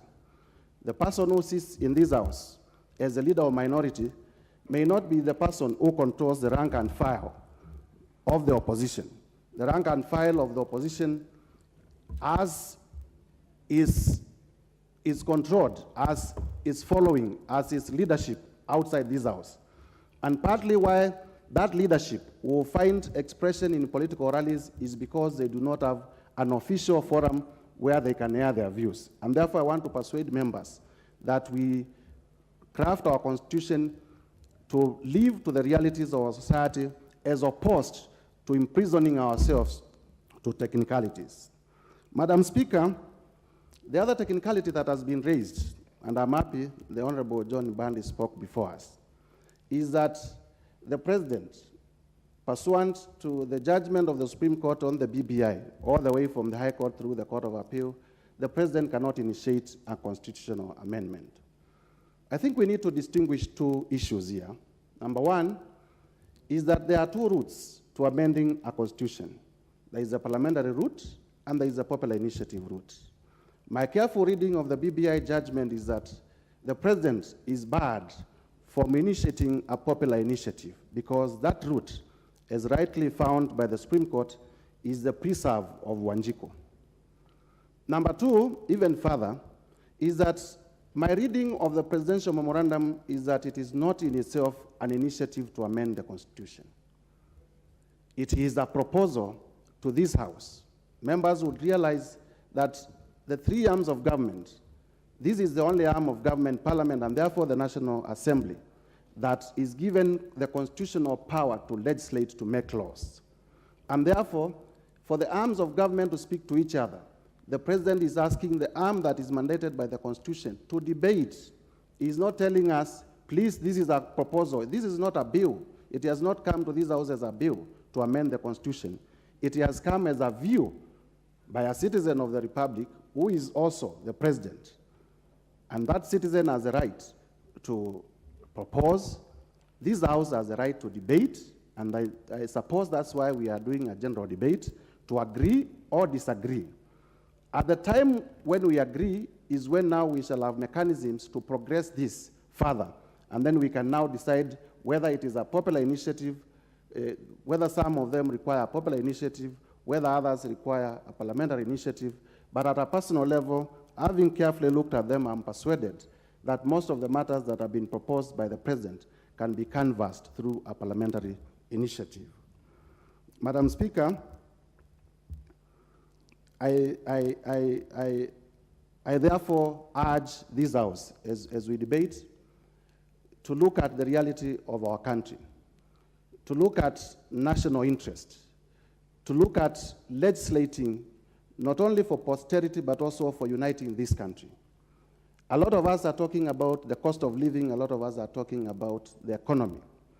But we also know that the economy cannot grow in isolation. The economy requires stability. The economy requires every Kenyan to feel to be part of this society so that they can contribute optimally. And to do that, there is every essence for those Kenyans, not just the leadership of the opposition, and this is where we lose it when we say we are creating a position for an individual. We are creating a position for the millions of Kenyans who voted for the opposition to exercise their sovereign right of being in the opposition to canvass their issues.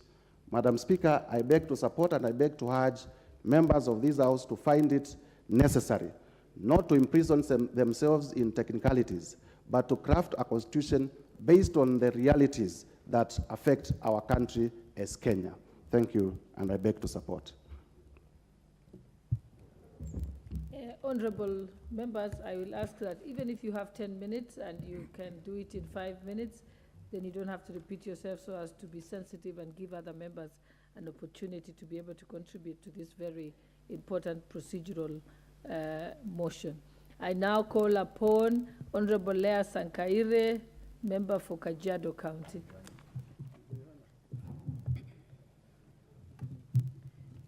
Thank you very much, Madam Speaker. I rise to contribute to this memorandum by His Excellency the President to this House of Parliament through the Speaker. Madam Speaker, I support this memorandum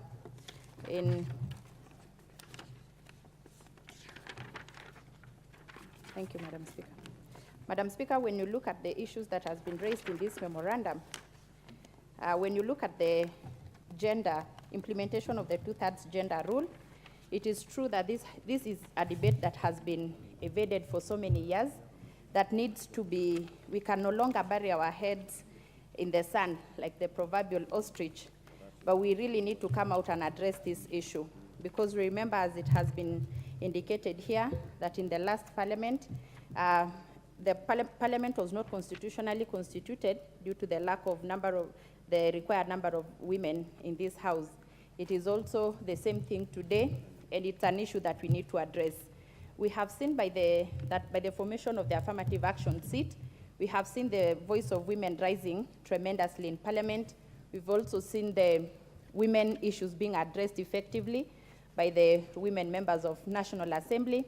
And so, Madam Speaker, my contribution will be that I know that the affirmative action seat for women is also coming to a sunset close, but before we get there, we can continue having this seat as it has encouraged so many women to transit to single-member constituencies. This seat has also seen women rising from the position of the women representative to even governors, and we have seen tremendous shift as women continue to take positions of power because they were given a place in parliament and they were given an affirmative action seat, which has actually encouraged them and made them be more comfortable in vying for these positions that were occupied by men for a very long time. Madam Speaker, we have seen women doing tremendously well through this position, and so as we continue to encourage more women to vie for these positions and to go for the single constituency seat so that we can increase the number in parliament, this also position of the women representative of the affirmative seat can also continue as we continue to get more women in parliament. Madam Speaker, we can see that the girl child has really risen, and we can see in the recent past, the boy child has been left. It is because of the affirmative action that we've put to girls for a very long time, and with time they have grown and known their space. They have taken their space in leadership, they have taken their space in education, and so as we continue also to seek for interventions to increase the number of women in this house, we can continue with the affirmative action positions that we currently have, because these are the positions that are encouraging women. And with time, when we achieve the numbers that we need in parliament, these positions can always be scrapped, and we can continue now fighting for the same positions as men, as I know we will get there with time. I know that Rome was not built in a day, and so I know we are not yet there, but we will get there. I know it was in the recent past, very few women could even stand in parliament and speak, but you see the numbers are increasing by the day. We are getting there slowly, and I know that with the help of this seat that we currently have, the numbers will increase. Madam Speaker, when I look at the second one, on the constituency development, Senate oversight, and national government affirmative action funds, we know what happened recently, and I don't think the members of parliament will want to go through that again, or even the members that will come after us will want to go through that. I think we are all in agreement that these funds should be anchored in the Constitution so that it's a constitutional obligation, as opposed to us wasting a lot of time, every time having to lobby for the funds, having to waste time like how we wasted the last time. We know what the country is going through, that we have a drought in all the parts of the country, and bursaries were a dire need for the people, but you saw how long they took before us addressing that issue to our constituents because the funds are not anchored in the Constitution. I think we are all in agreement that it's about time that we seek those funds to be anchored in the Constitution, so every other parliament that will come into place will not have to go through what we went through the other day. Madam Speaker, on the position of the leader of the official opposition, I think it is something that we can also work on. We have seen in the previous governments that we have the leader of the opposition leader having handshakes, and so bringing a whole lot of confusion in the running of parliament. I think it's good that once and for all, their position is defined. And I'm saying this knowing that any person can be an opposition leader at any given time. And so it's good that their position is defined, they are given their responsibility, their power, because it also comes with power, so that we don't see any more handshakes, because you can see how handshakes can bring a lot of confusion to an extent that people don't even know which side they belong. They don't know whether they're in parliament or in opposition, and it becomes hard to oversight parliament, not knowing which side you stand in, because one time you are in opposition, the second time we have a handshake, and the next time you don't know where you stand. You don't know whether you support the government, you support government, or you're against government. And so it's good that we create this balance and we create this position, give it the power it deserves, give it the resources it deserves, so that they can actually oversight government. Because I believe the job of opposition is to oversight parliament. When you have an active opposition oversighting parliament, everything will go well. And so, Madam Speaker, that will be my contribution. Parliamentary oversight on the executive.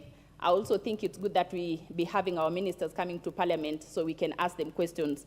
Madam Speaker, I believe in the recent past, the reason why we also had a lot of confusion on the disbursement of our allocations is because we were receiving information from a third party. The majority leader was being sent, he delivers information, but because we did not have one-on-one with the minister in charge, it was hard for us to know our position and to get to know where we are at. I think when people come to parliament and answer questions, it gives them accountability. We can hold them accountable because they will be in record that they spoke this and they promised this, and it will be easy for us to follow up on that. With that, Madam Speaker, thank you so much, and thank you, and that's my contribution.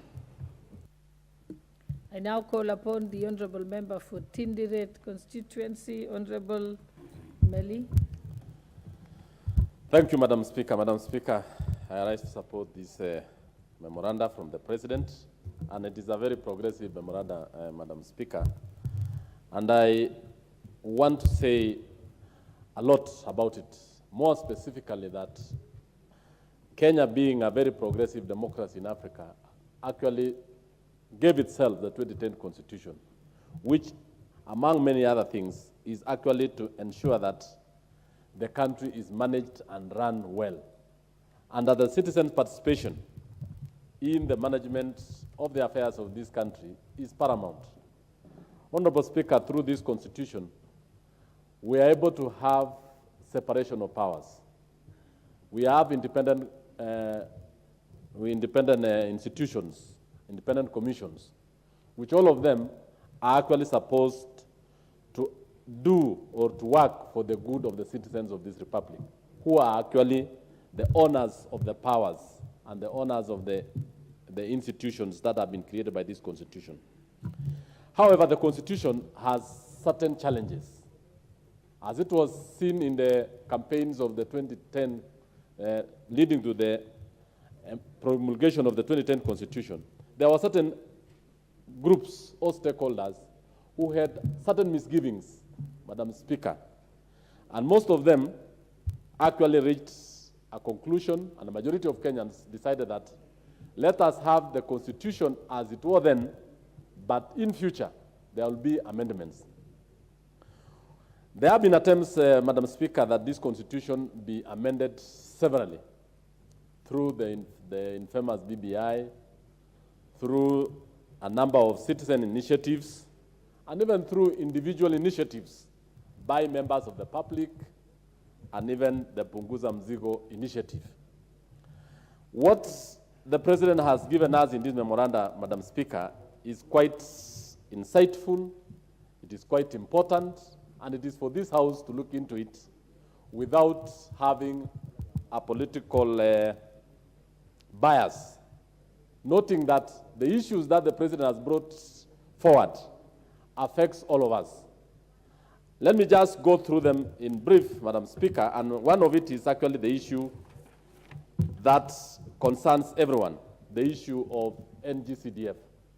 Every member in this House knows that NGCDF is dear to every member of the House, and to every citizen and every constituent in this country, because its impact is more felt than even the devolved county government functions. What CDF has done in construction of schools, clinics, or even dispensaries prior to the 2010 Constitution, what it has done in terms of water, what it has done in building of police stations and security is quite immense. What we need to do as a parliament is to entrench it so that it is not under attack from civil society, busybodies, and those individuals who would want to bring it to an end. CDF, for those members of parliament who served here before CDF was introduced in 2002 by the third government of President Mwai Kibaki, knows the difference which was there before and after. In the 70s and in the 80s, Madam Speaker, this country schools were built through harambes, where chiefs and assistant chiefs and administrators were getting cows by force from citizens to construct classrooms. But with the advent of CDF, you've seen that we have hundreds of thousands of students who have had scholarships, who have had bursaries, who would have otherwise not gone to school.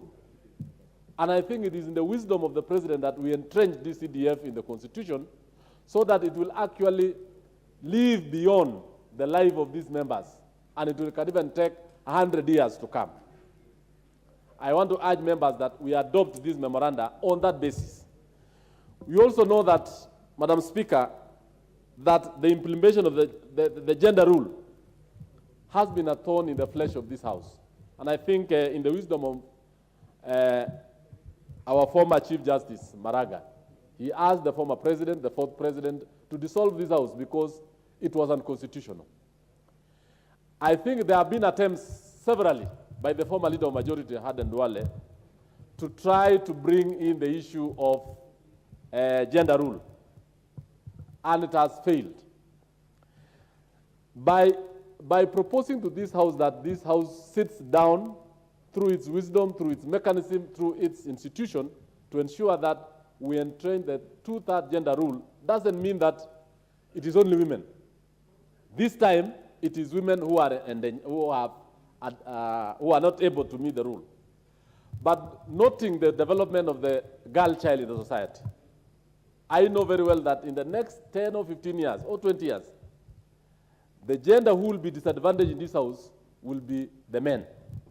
So it is important that we entrench this, knowing very well that it will reach a time when the shoe will be on the other side.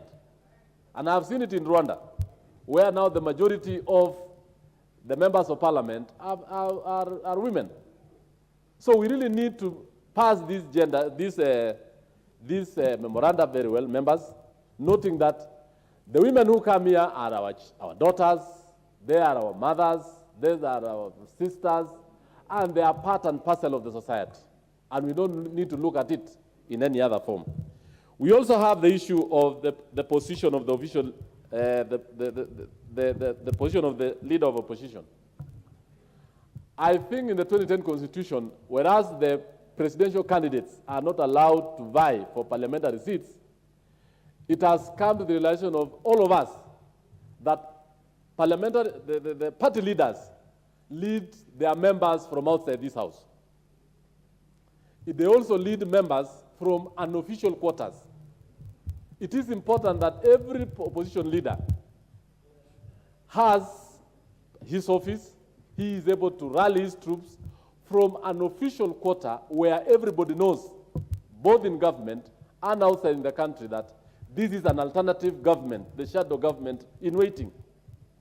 So we need not to allow them to just be running their offices from the streets, to be preoccupying themselves in areas which could otherwise be done by the Constitution. Two, we all know that every other member who is here, it is possible for any side to be in government in future or be in the opposition.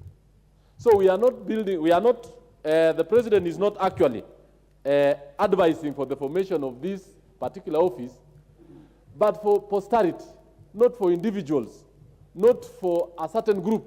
It is for Kenyans. The government today is possible for them to be the opposition tomorrow.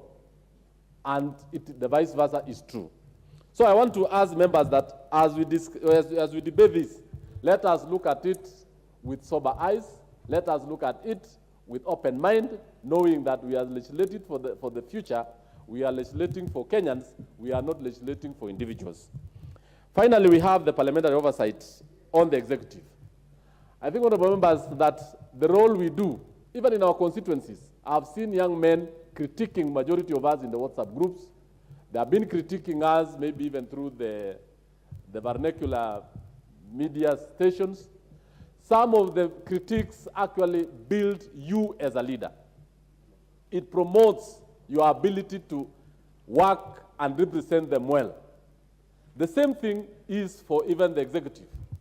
The fact that we critique government officers, more so the cabinet secretaries, and even government officers and functionaries, does not mean that we want them to fail. We want them to succeed. We want them to ensure that the policies and the programs that were initiated by the Kenya Kwanza administration for now are able to succeed. If we shall actually go to bed with them and not critique them, that is when the electorate will actually bundle the government out of office. And I want to thank the president for being very wise and knowing that it is very important to have a powerful parliament that is able to critique it and make sure that it performs well. I support, Madam Speaker. Asante. The Honourable Member for Westlands, Timothy Wanyonyi. Thank you, Madam Speaker, for me to speak on this motion. Madam Speaker, it is good that this motion has come back to this House after the attempt by the BBI to do almost the similar amendment that are being proposed here. Madam Speaker, through the BBI initiative, I think the only mistake that BBI did was that there was an exclusive element in that initiative, that some quarters of the population felt excluded from the process. That is why it was opposed, and it was defeated in the Supreme Court, Madam Speaker. And this, I propose, the proposal from the President, Madam Speaker, is good and far-reaching, and we look at how we want to create the position of the leader of opposition. The Kenyans, Madam Speaker, when they elected to give themselves the Constitution of 2010, they wanted to have a presidential system of government. And Madam Speaker, in the presidential setup, we don't have this position of leader of opposition. Therefore, what we are trying to create is a hybrid of trying to marry between the presidential and parliamentary system by bringing in the leader of opposition. And Madam Speaker, that also makes it another angle that that leader of opposition must be a member of parliament, the official leader of opposition, which, Madam Speaker, I believe at the moment, the leaders of opposition are outside of this House. And Madam Speaker, I believe that in the presidential system, once the person who has won and has been confirmed as the president, there's no position for official opposition. The parliament is there. The parliament will provide, Madam Speaker, will provide oversight, and there's some other institution to do that. But Madam Speaker, having looked at this, I think it is good maybe for the Kenyans now to start looking at this issue properly, that the Constitution is ripe for audit, so that we can now look at the areas that are not working, and then we can enrich them by providing amendments. For example, this position of creating the leader of official opposition is a good thing, Madam Speaker, that a leader of official opposition will provide that leadership in the oversight proposal. The other thing, Madam Speaker, proposing to bring the cabinet secretaries to come and answer questions on the floor of the House by amending our standing orders. Madam Speaker, I don't feel comfortable with this proposal because, Madam Speaker, the cabinet secretaries, I think the best way on this, I think, would have been that the proposal to appoint ministers from inside the House, and then we have others from outside, and the others could also be, Madam Speaker, become ex-officio members of Parliament that they can come and answer questions. But this initiative, Madam Speaker, I still find it a bit not very comfortable, and I think the cabinet secretaries, the way established today, they should remain where they are. They can answer questions through committees because committees are set up, Madam Speaker, to provide the oversight over the executive. And Parliament can still do it. We have done it for the past, since 2010, Madam Speaker, the past two parliaments, we have been oversighting government, the executive, and it can still be done with the current establishment. The cabinet secretaries can still come and appear before committees. I believe that is still a very good idea, and we can still entrench on that, Madam Speaker. I believe that the entrenchment of the CDF, the GAV, and the oversight fund for the Senate in the Constitution, Madam Speaker, is a noble idea, so that these funds are also protected from these people who just wake up one day and they just want to go and take it to court, oppose it, and all that. Madam Speaker, what CDF has done for the past, I'm sure, I came into Parliament when CDF was in existence. I'm very sure that members of Parliament who served before the CDF, I think, Madam Speaker, they had a lot of challenges in providing, in serving the people. But through the CDF, Madam Speaker, a lot of burden has been taken away from the parents and the people. That CDF is building schools. We are paying school fees for children, Madam Speaker, who are not able to raise fees, and many other developments that have been far-reaching in the society.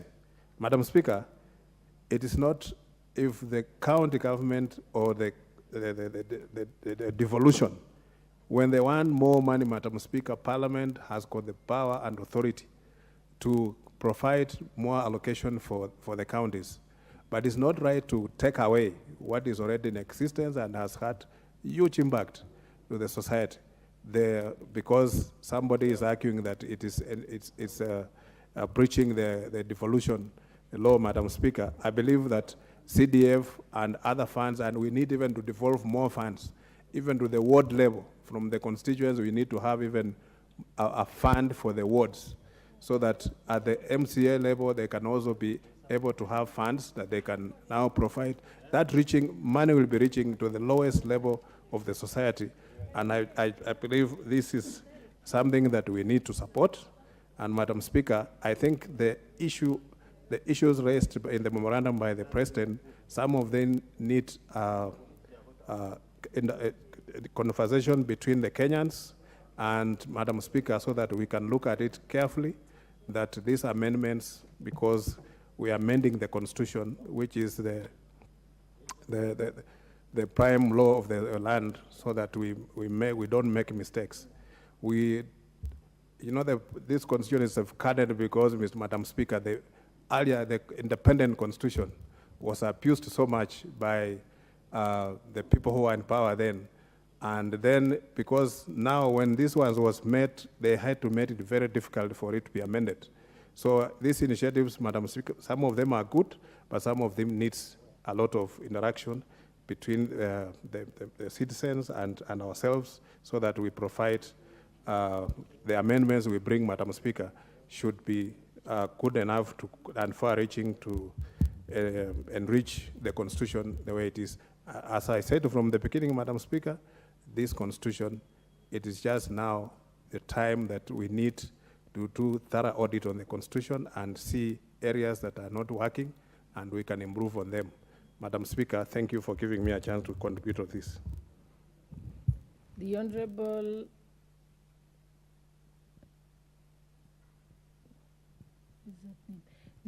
Richard Yegon, Bomet East.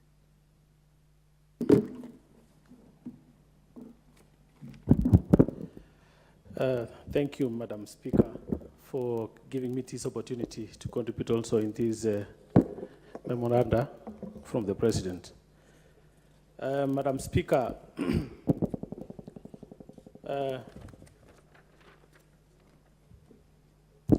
on the issue of the cabinet coming to Parliament, this is something which has been long overdue, Madam Speaker. And I would like to say that, according to my own opinion, I was of another different aspect, whereby I was thinking, you know, at the moment, this scenario we are going through, whereby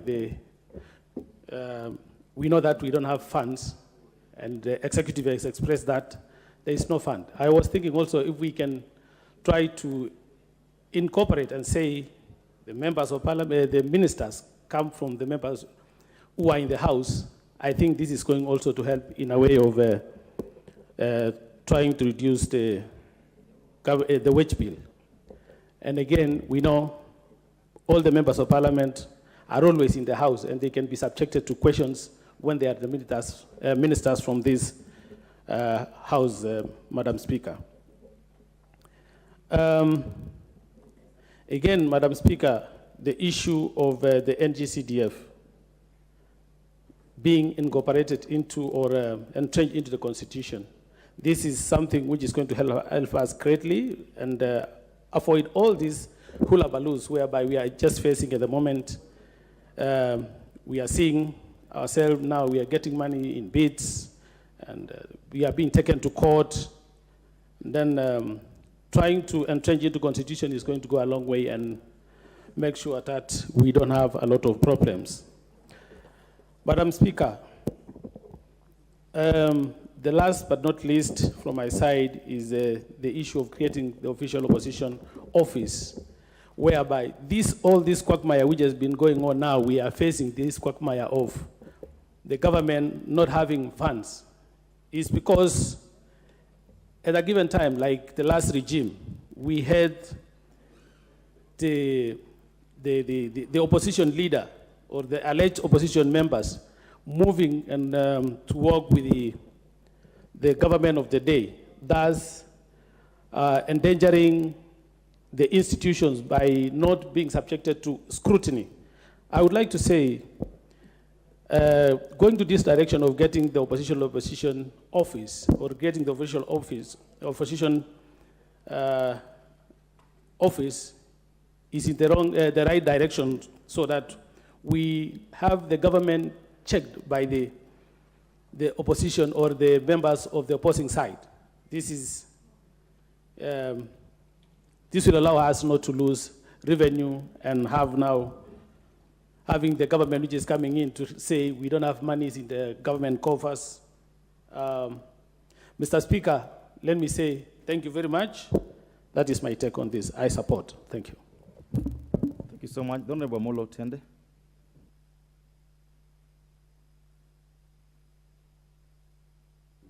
Thank you, Mr. Speaker.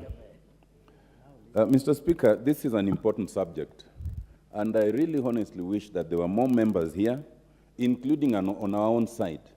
Now, in the absence of our leader of minority, let me take that role. Mr. Speaker, for starters, I'd like we should be careful about taking people's positions. You know, this is, as you know, as a lawyer, I'm holding brief.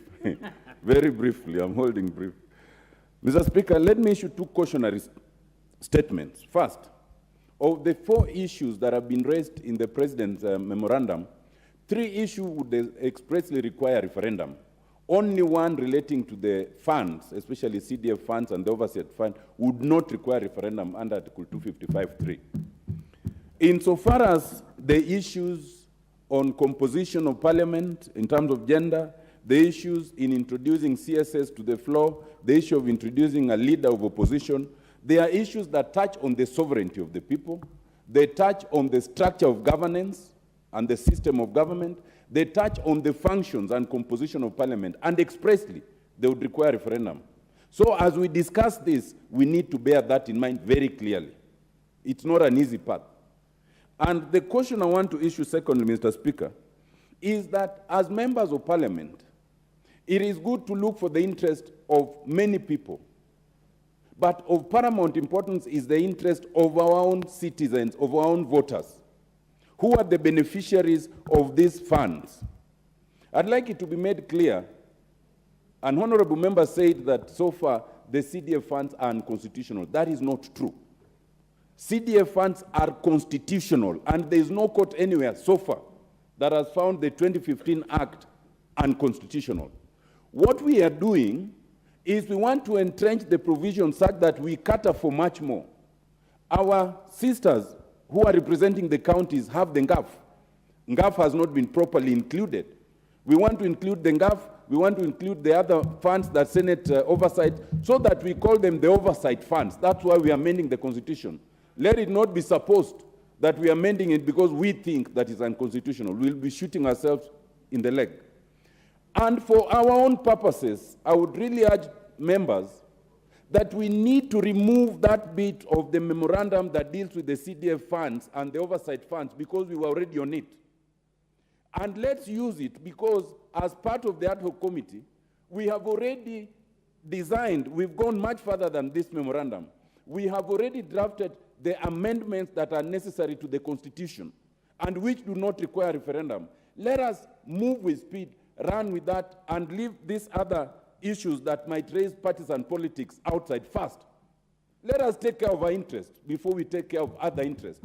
And if you don't heed my caution, watch this space. If you maintain these oversight funds together with these other three issues, they will be lost in space, and the consequences will be quite dire because we are racing against time.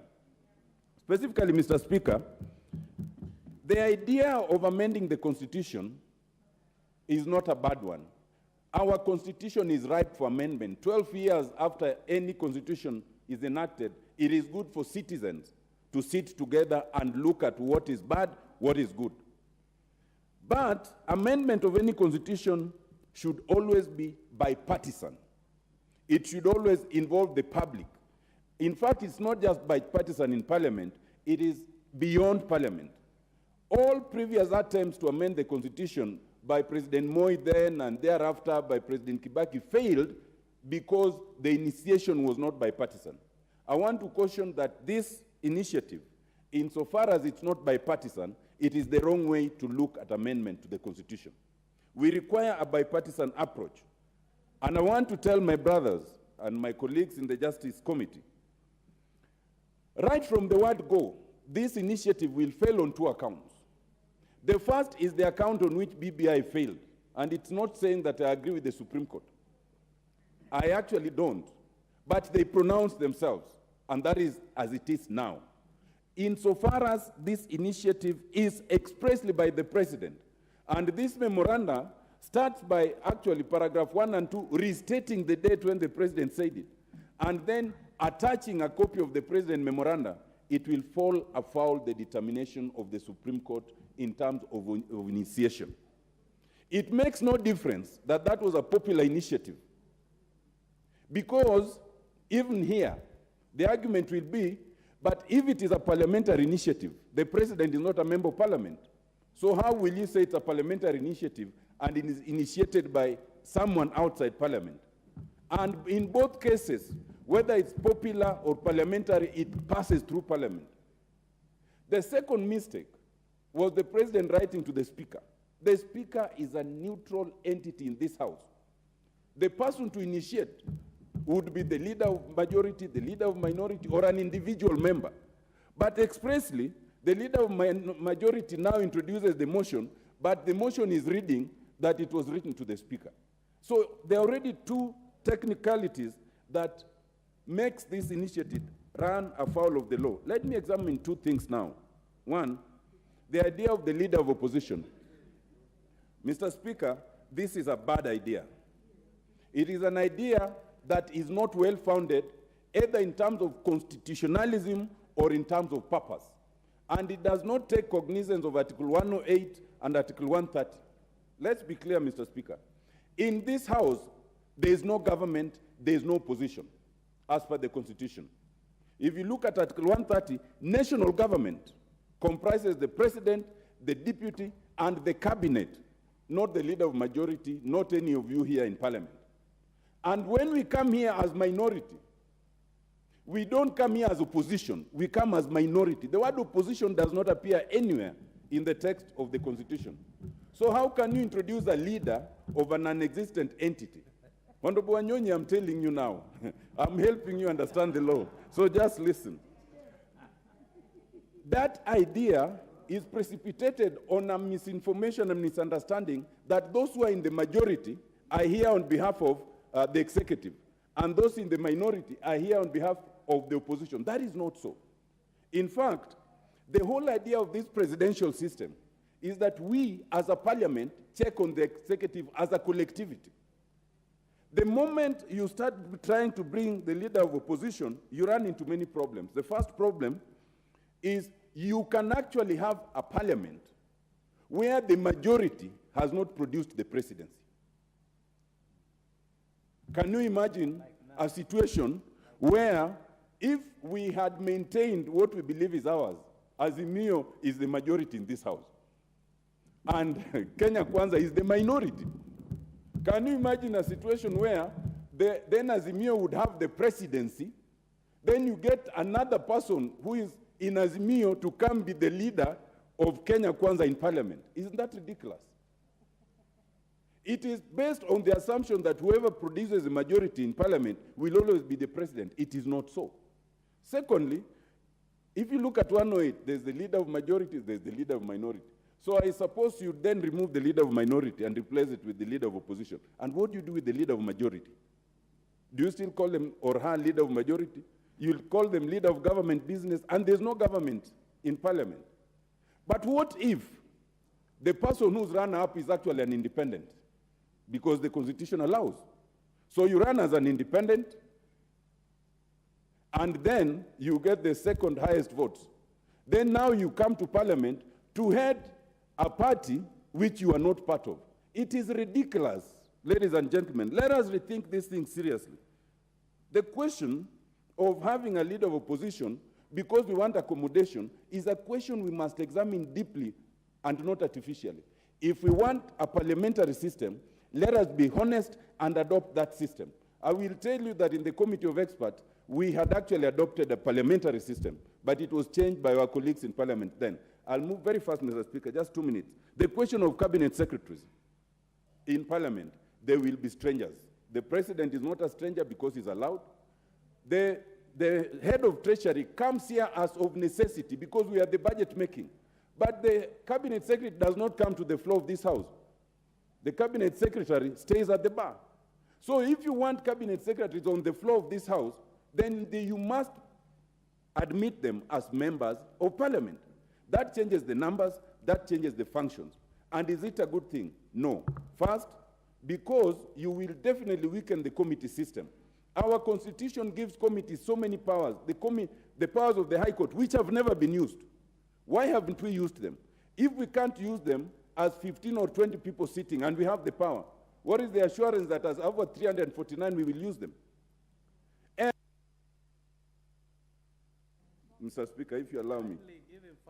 Mark you that when you do that, something else comes into play. There's a reason why there's a prescription in composition of committees. Those of the majority always have a majority of one. But in the oversight committees, those in the minority have a majority of one. So that in the oversight committees, we can better check the national executive.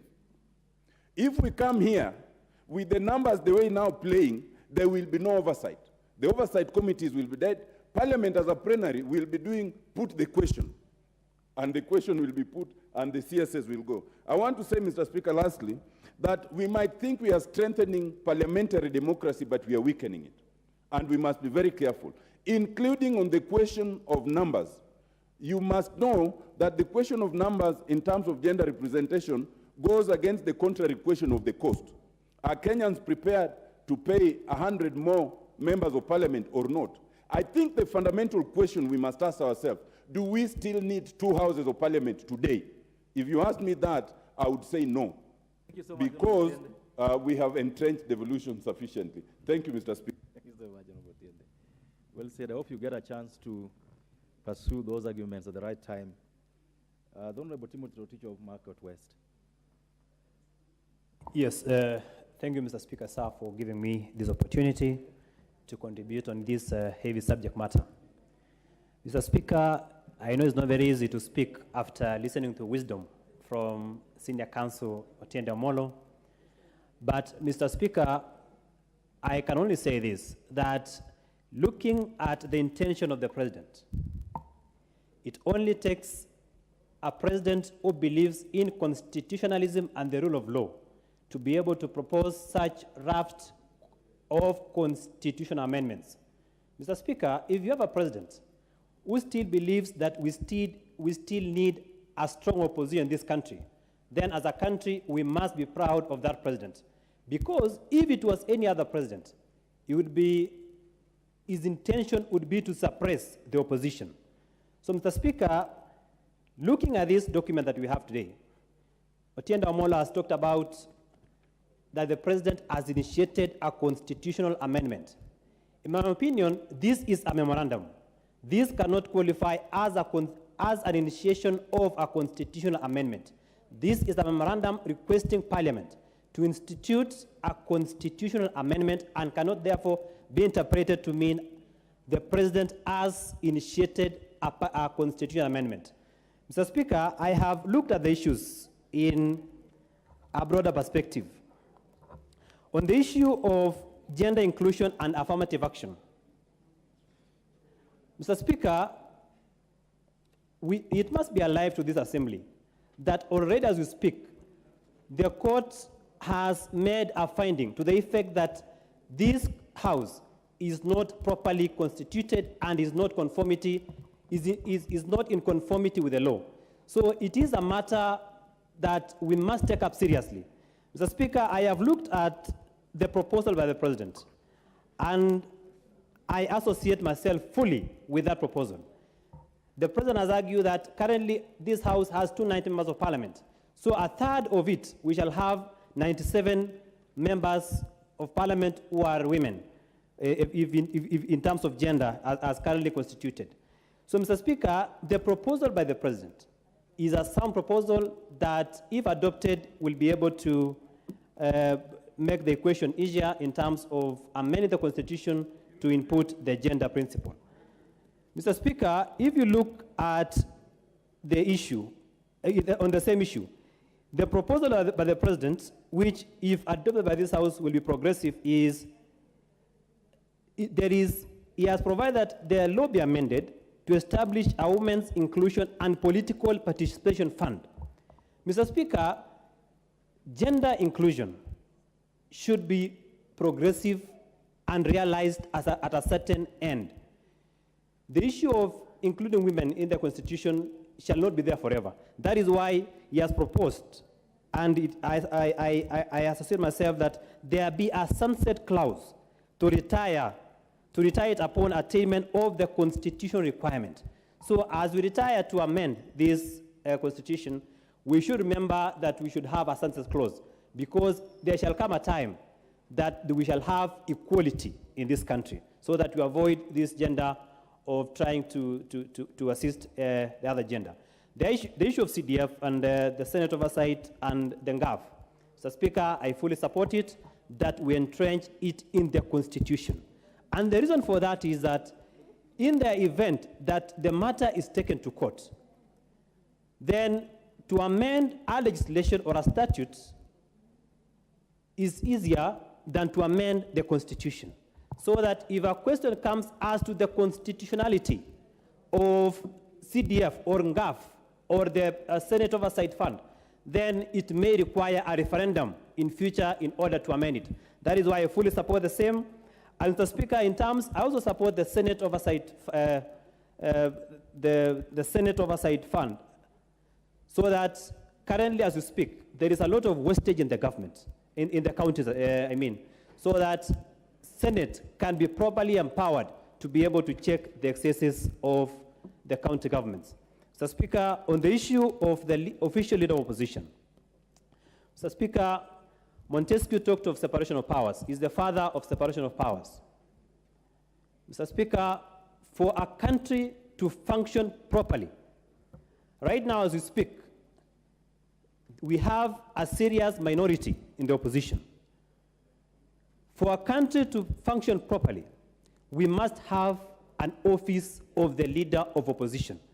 And the reason for that is that that office will be able to check the excesses of the government.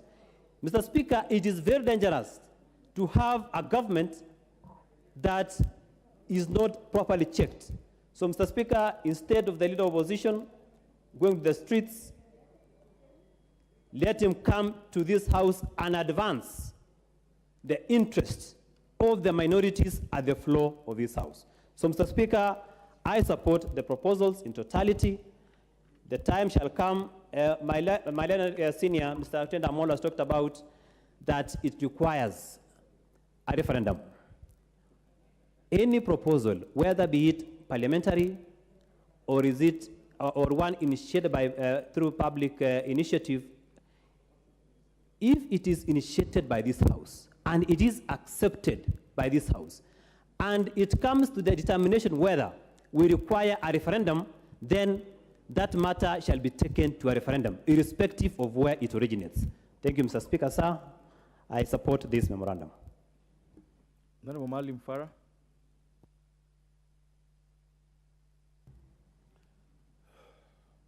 Mr. Speaker, thank you very much for giving me this opportunity. Mr. Speaker, we are going to be making very fundamental changes into our system of government that will impact on generations to come. It is only fair that we give it the utmost thought and not think about the political expediency of the day, but think about, for posterity, how this country is going to be. Mr. Speaker, I had said this somewhere else. I was in this house myself, in the 7th Parliament, pushing for a constitutional agenda, rewriting of the Constitution, a new Constitution, and saying that it must come from Wanjiku. It must come from the ordinary people out there. At that time, our head of state, the late Moi, I was in the opposition, was wondering why 222 educated, elected leaders of this country would want to surrender the role of thinking for the future of this country to somebody who's out there in the streets who is either roasting maize or who's either doing a small thing there. I had a problem with that, but now I never thought that was going to bite me again and come back to us. I am convinced that we made a mistake and we should have listened in part, not in totality, to that late sage and listened to his ideas. None of the American 37 constitutional amendments that were done in the US did require a referendum. Personally, I am convinced, by and large, except in matters that touch on very pertinent issues in 255 of the, I think 255 of the Constitution, this House has the capacity and the powers to amend any Constitution and do a lot of work on the Constitution. When we were trying to put this Constitution together, rewrite it, this Constitution we have today, in terms of the governance, whether it's going to be a presidential system or it's going to be a parliamentary system, became a victim to the political intrigues of that day. There was a split within my party, which was called ODM that time, and then there was this other group which had advocated for a devolution that was going to be 13 or 14 different regions in the country, based pretty much on the way the provinces were then, plus a few provinces that were super big and that were going to be split into 3 or 2. And then there were those people who were opposed to devolution completely. Then there was the issue of parliamentary and presidential system.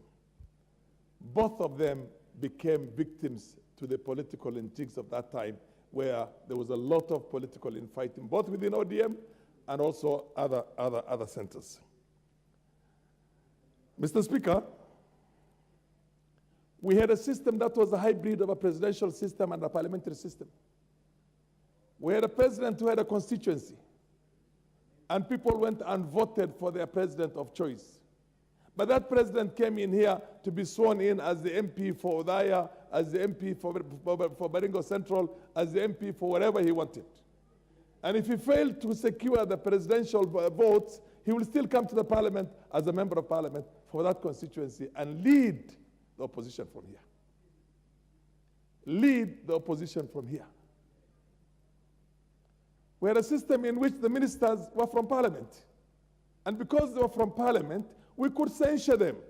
I remember one day sitting on that chair, Mr. Speaker, and I sent 8 ministers out of the House because they did not come up with satisfactory answers that is, in the opinion of the House, and in my opinion also, satisfactory and befitting their status in the country and the manner in which they should represent, how Kenyans should be governed. And I told them, you're not going to transact any more business until you come up with answers that are going to satisfy this House. And the president told them, do you know what you have done, you people? When this kind of thing happens, that government resigns. That is a censure motion on the government because you did not do your job right. And Kibaki warned his own ministers and told them, you go to parliament, parliament is supreme, parliament has got that, you must attend to the issues on parliament and act accordingly and fast enough on issues that are raised by members of parliament. Today, you have ministers who we don't even know their names. I don't know most of them their names now. And during our time when we were growing up, people like the MP for Kwanza, who is an old guy like me, although he pretends to be young and dyes his hair. You remember we used to have all the ministers, cabinet ministers in primary school on our own walls there. And we knew all the names of all the ministers in the country. And you knew the ordinary person out there in the village knew if they had issues with education, that minister must do something better than he's doing now.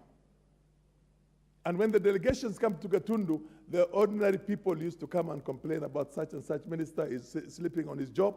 We have a problem in education. We have a problem in roads and infrastructure. We have a problem in public works. We have a problem in local government. And that is why the late Mudavadi was such a famous guy. He was bigger than life because local government is the area where all the country was represented. Municipalities, county councils, town councils, urban councils. My position is, we cannot bring in 20 strangers into the House and call them ministers that you have no powers to censure them. You can't tell them get out of the House and don't come back to this House until you're able to do your job right. How are you going to censor a minister who does not come with a satisfactory answer here? A minister who's sleeping on the job. Based on the proceedings of the House at that time, I think what we need to do is that we have to admit that we made certain mistakes. We borrowed from the German lander. We borrowed from the Americans something. We borrowed something from the British. And then we tried to put together that thing for it to work. We are always people who want to borrow. I mean, we Africans must come up with our own narrative. It's like saying you have a car with an engine of Audi, with the chassis of Mercedes, and with a body of, and what do you call an electrical system of Toyota. How far will that car take you? It can't take you. This constitution is similar to that. We need to revisit that. As far as the issue of the national government affirmative action fund is concerned, I had been advocating for something similar to that from the beginning. I said, instead of setting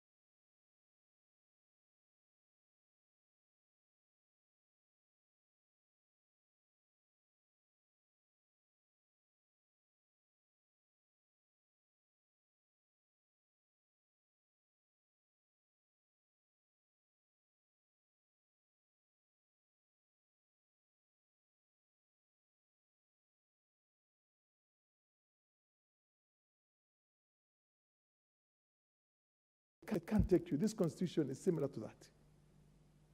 We need to revisit that. As far as the issue of the national government affirmative action fund is concerned, I had been advocating for something similar to that from the beginning. I said, instead of setting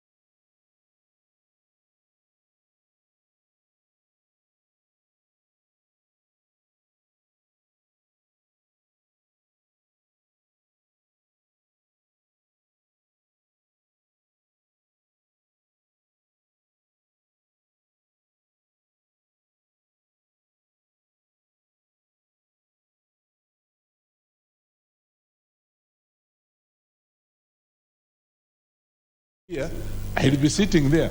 And of course, we are making them accountable. You see, all we are saying, cabinet ministers coming over here, it doesn't mean it's coming to take over a job of a member of parliament or going to the Senate for that reason. The president has simply directed that this cabinet ministers come and fully explain issues, problems of the particular ministry. Agriculture, for example, or water, or whatever it is.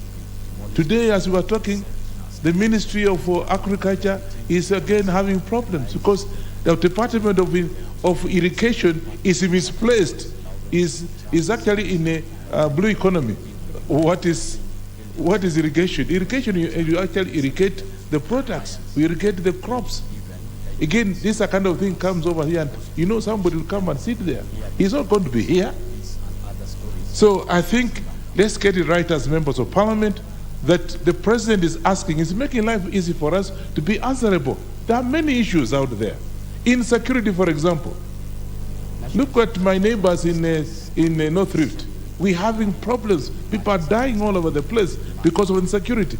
You ask them to come here, and one or two fellows may not necessarily come from North Rift, maybe coming from Nyanza, maybe coming from Coast, but has a very good issue, and therefore the members, the CS coming and sitting there, members of parliament, colleagues, that's the way to go. Because we saw that before. I'm sure he has worked out, but when you had ministers here and I was here as a stranger, as a new member of parliament, you know, you'll come up here and they start sweating. But then you must get us things up, and by the time he comes out, he's on record. Not that you are forcing him to accept what he is supposed to be done, but when he comes out, you know that you are fully answered, you are actually satisfied with whatever presentation you are bringing. So, members, let's look at what the president has proposed and look at it practically, whether we be able to do whatever we are supposed to do. Secondly, Mr. Speaker, the question of the president coming up here, and, you know, I think that's again something that we are overdoing it. Let's accept that that's what is supposed to be done. Now, when you come to gender, I think it's something that again we have to look at it. Today, out here, you go out there. Myself, I don't want to hit my chest, but I have more girls in my family than boys. Yeah? And out there, the ladies are more. And so we are doing this for prosperity. We're not doing it for today. So again, this gender issue coming up here is something, in fact, last time, the Chief Justice almost threw us out. Yeah, we almost went out because we have not implemented that. Let's implement that for prosperity, not for now. I'm sure the next two terms or so, Jama, you will be surprised that the more ladies here, and even had a serious problem in my constituency to defeat a woman. Because the ladies are more than the men. Most of the men actually were busy drinking and doing other things, and the boys and the girls went to the vote. I had problems. If my records were not correct, I will not be in this parliament talking to you. So therefore, let's look at that gender issue, as it is today. Not, because, no, you never know the 10 years to come. So I want to say, I think this is an issue that we can do. In fact, without even having to go to, and of course, if you have to do the memorandum, it's a very easy thing to just go through. So I think this have that, and I think it's only fair that we do that and finish up that issue. Now the issue of opposition, I think is, to me, there's nothing wrong. I don't care who comes here as opposition. And we are saying, but one of the members of parliament here might be the leader of the opposition in whatever form. But let's have that accountability in this house, because the government itself must be taken to task to able to explain some of the issues which may not be covered by the sitting members of parliament on the other side, because it be actually we are attacking the whatever it is, and there are consequences, of course, when you start now attacking your own side. So I think it's only fair that if it's going to go by memorandum, whatever it is, let's have the office of the official opposition in the House. It could be one of the members of parliament. We have no problem with that, but this, again, if you want us to go, the lawyers are here, they're talking, but they're not giving us directions. Me, I'm an economist. But then we others are, educationists, whatever they are, others are doctors here. But our colleagues who are lawyers, let them come up and not for their own selfish end, but to be able to guide us. And I think this debate, Mr. Speaker, I want to be taken seriously so that it can be able to have opposition here. In fact, if you compare, those of you who are young and those of you who are old, compare the days when you had opposition leaders here. Government was taken to task. Yeah, were taken to task and issues were solved. But today, now, we don't have them. Today, I can't oppose my president. I can't. I just have to go by there because there are consequences for me to say, now, I don't agree with my party, Kenya Kwanza. You are forced. But when the opposition is there, I can even talk to you and I tell you now, my friend, I'm this side, but this is the way to go. Mr. Speaker, I think that's what we should do. Let's not talk about this problem. Let's agree that the opposition will be here to come and answer issues, to be able to look at the future, because what you are looking at is actually the future of this country. And you'll be held answerable. One day, you'll be asked, what did you do when you were in the parliament? I want to go on record for having been in this parliament, and we introduced the opposition. That's why 20 years to come, 40 years to come, some of us will not be alive. But those who will be alive will be able to say, now look, yes, this is what you did. With those few remarks, Mr. Speaker, I've sat here for quite some time, but I want to say I support this motion, this memorandum. Asante sana. Thank you, Mr. Speaker, for giving me the opportunity to discuss. Honorable members, this is an extremely important topic that we are discussing. And I think we don't have much difference in the contents. But what I would say, there are three things we have to look at here. Technical issues, as Honorable Tiende Amolo brought out, to procedures, as I was indicating earlier in the morning. When I raised the issue of why are we having this motion without taking leave of the House, it's not because I have any issues with the content, but it is because we must look at procedures. If we don't do that, that is how the original issue of BBI despite the content, actually faltered. What is the objective of this motion we have now, honorable members?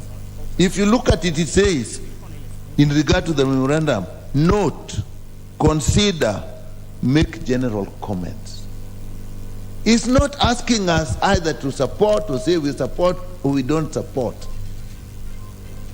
So when that's okay to have make general comments, note, and consider, but at the same time, you realize that all these aspects that you're talking about have actually been placed before the various committees of this House. The issue of the 2/3 gender rule and office of the leader of the official opposition are already, as the chair of JLAC, the Justice and Legal Affairs Committee stated, is already before them, and they will bring the report to us to discuss. So again, why are we going through this process now? And that will come. If you look at the issue of decentralized funds, the National Government's Constituency Development Fund, NGAF, and the Senate Oversight, that already we have an ad hoc committee that even already reported to us in Mombasa. And Honorable Tinda said, if you're not careful, we can lose it if we bundle it together. If you look at the issue of the Cabinet Secretary to answer questions, this already before the Procedure and House Rules Committee. So we may be discussing very important things. But if we don't follow the procedures, if we don't look at the technical issues, we'll miss out on all that. And this issue, I think we must be very careful on how we go by the procedures. The other issue that I can talk about is the sincerity or lack of it of the amendments that are coming. The president during the campaign, when we were talking of amending the Constitution, was very categorical. This is not the time for looking at the Constitution. This is the time for improving the welfare of our people. What has changed now? Even very good things, if you are not sincere when you bring it before the people, they don't serve the purpose. So that is extremely important, lack of insincerity. Now let's look at the 2/3 gender rule. The issue again in this country is that we are not sincere on technical matters. The issue here is arithmetic. We as a country are not keen to pay the amount of money we need to have a large parliament. And we've been going around this round and round, that we should have gender 2/3. Nobody has a problem with that. That is why in the BBI, it was in the BBI. If you look at Article 177 of the Constitution regarding the composition of the county assemblies, that was taken care of. We would have just applied that math, and at the end of the elections, we count the number of women and of whichever gender is affected, and nominate enough, as is in 177. So it's not an issue that we can say some agree, some don't agree. If you look at the issue of the leader of opposition, again, we need a more profound change in the Constitution. As Honorable Tinde was saying, you have to look at the whole structure of presidential or parliamentary system, whether you have leader of majority, leader of minority. He explained it, I can't do it any better. So again, those are technical issues that we look at. And the CDF fund, no argument at all. The whole country, everybody agrees, except a few civil society organizations that perhaps are being paid to destabilize this issue. All this we agreed on. So on the issue of contents, this country has agreed there is need to actually amend the Constitution. The areas that have been mentioned, apart from the technical issues, are areas that we all agree with.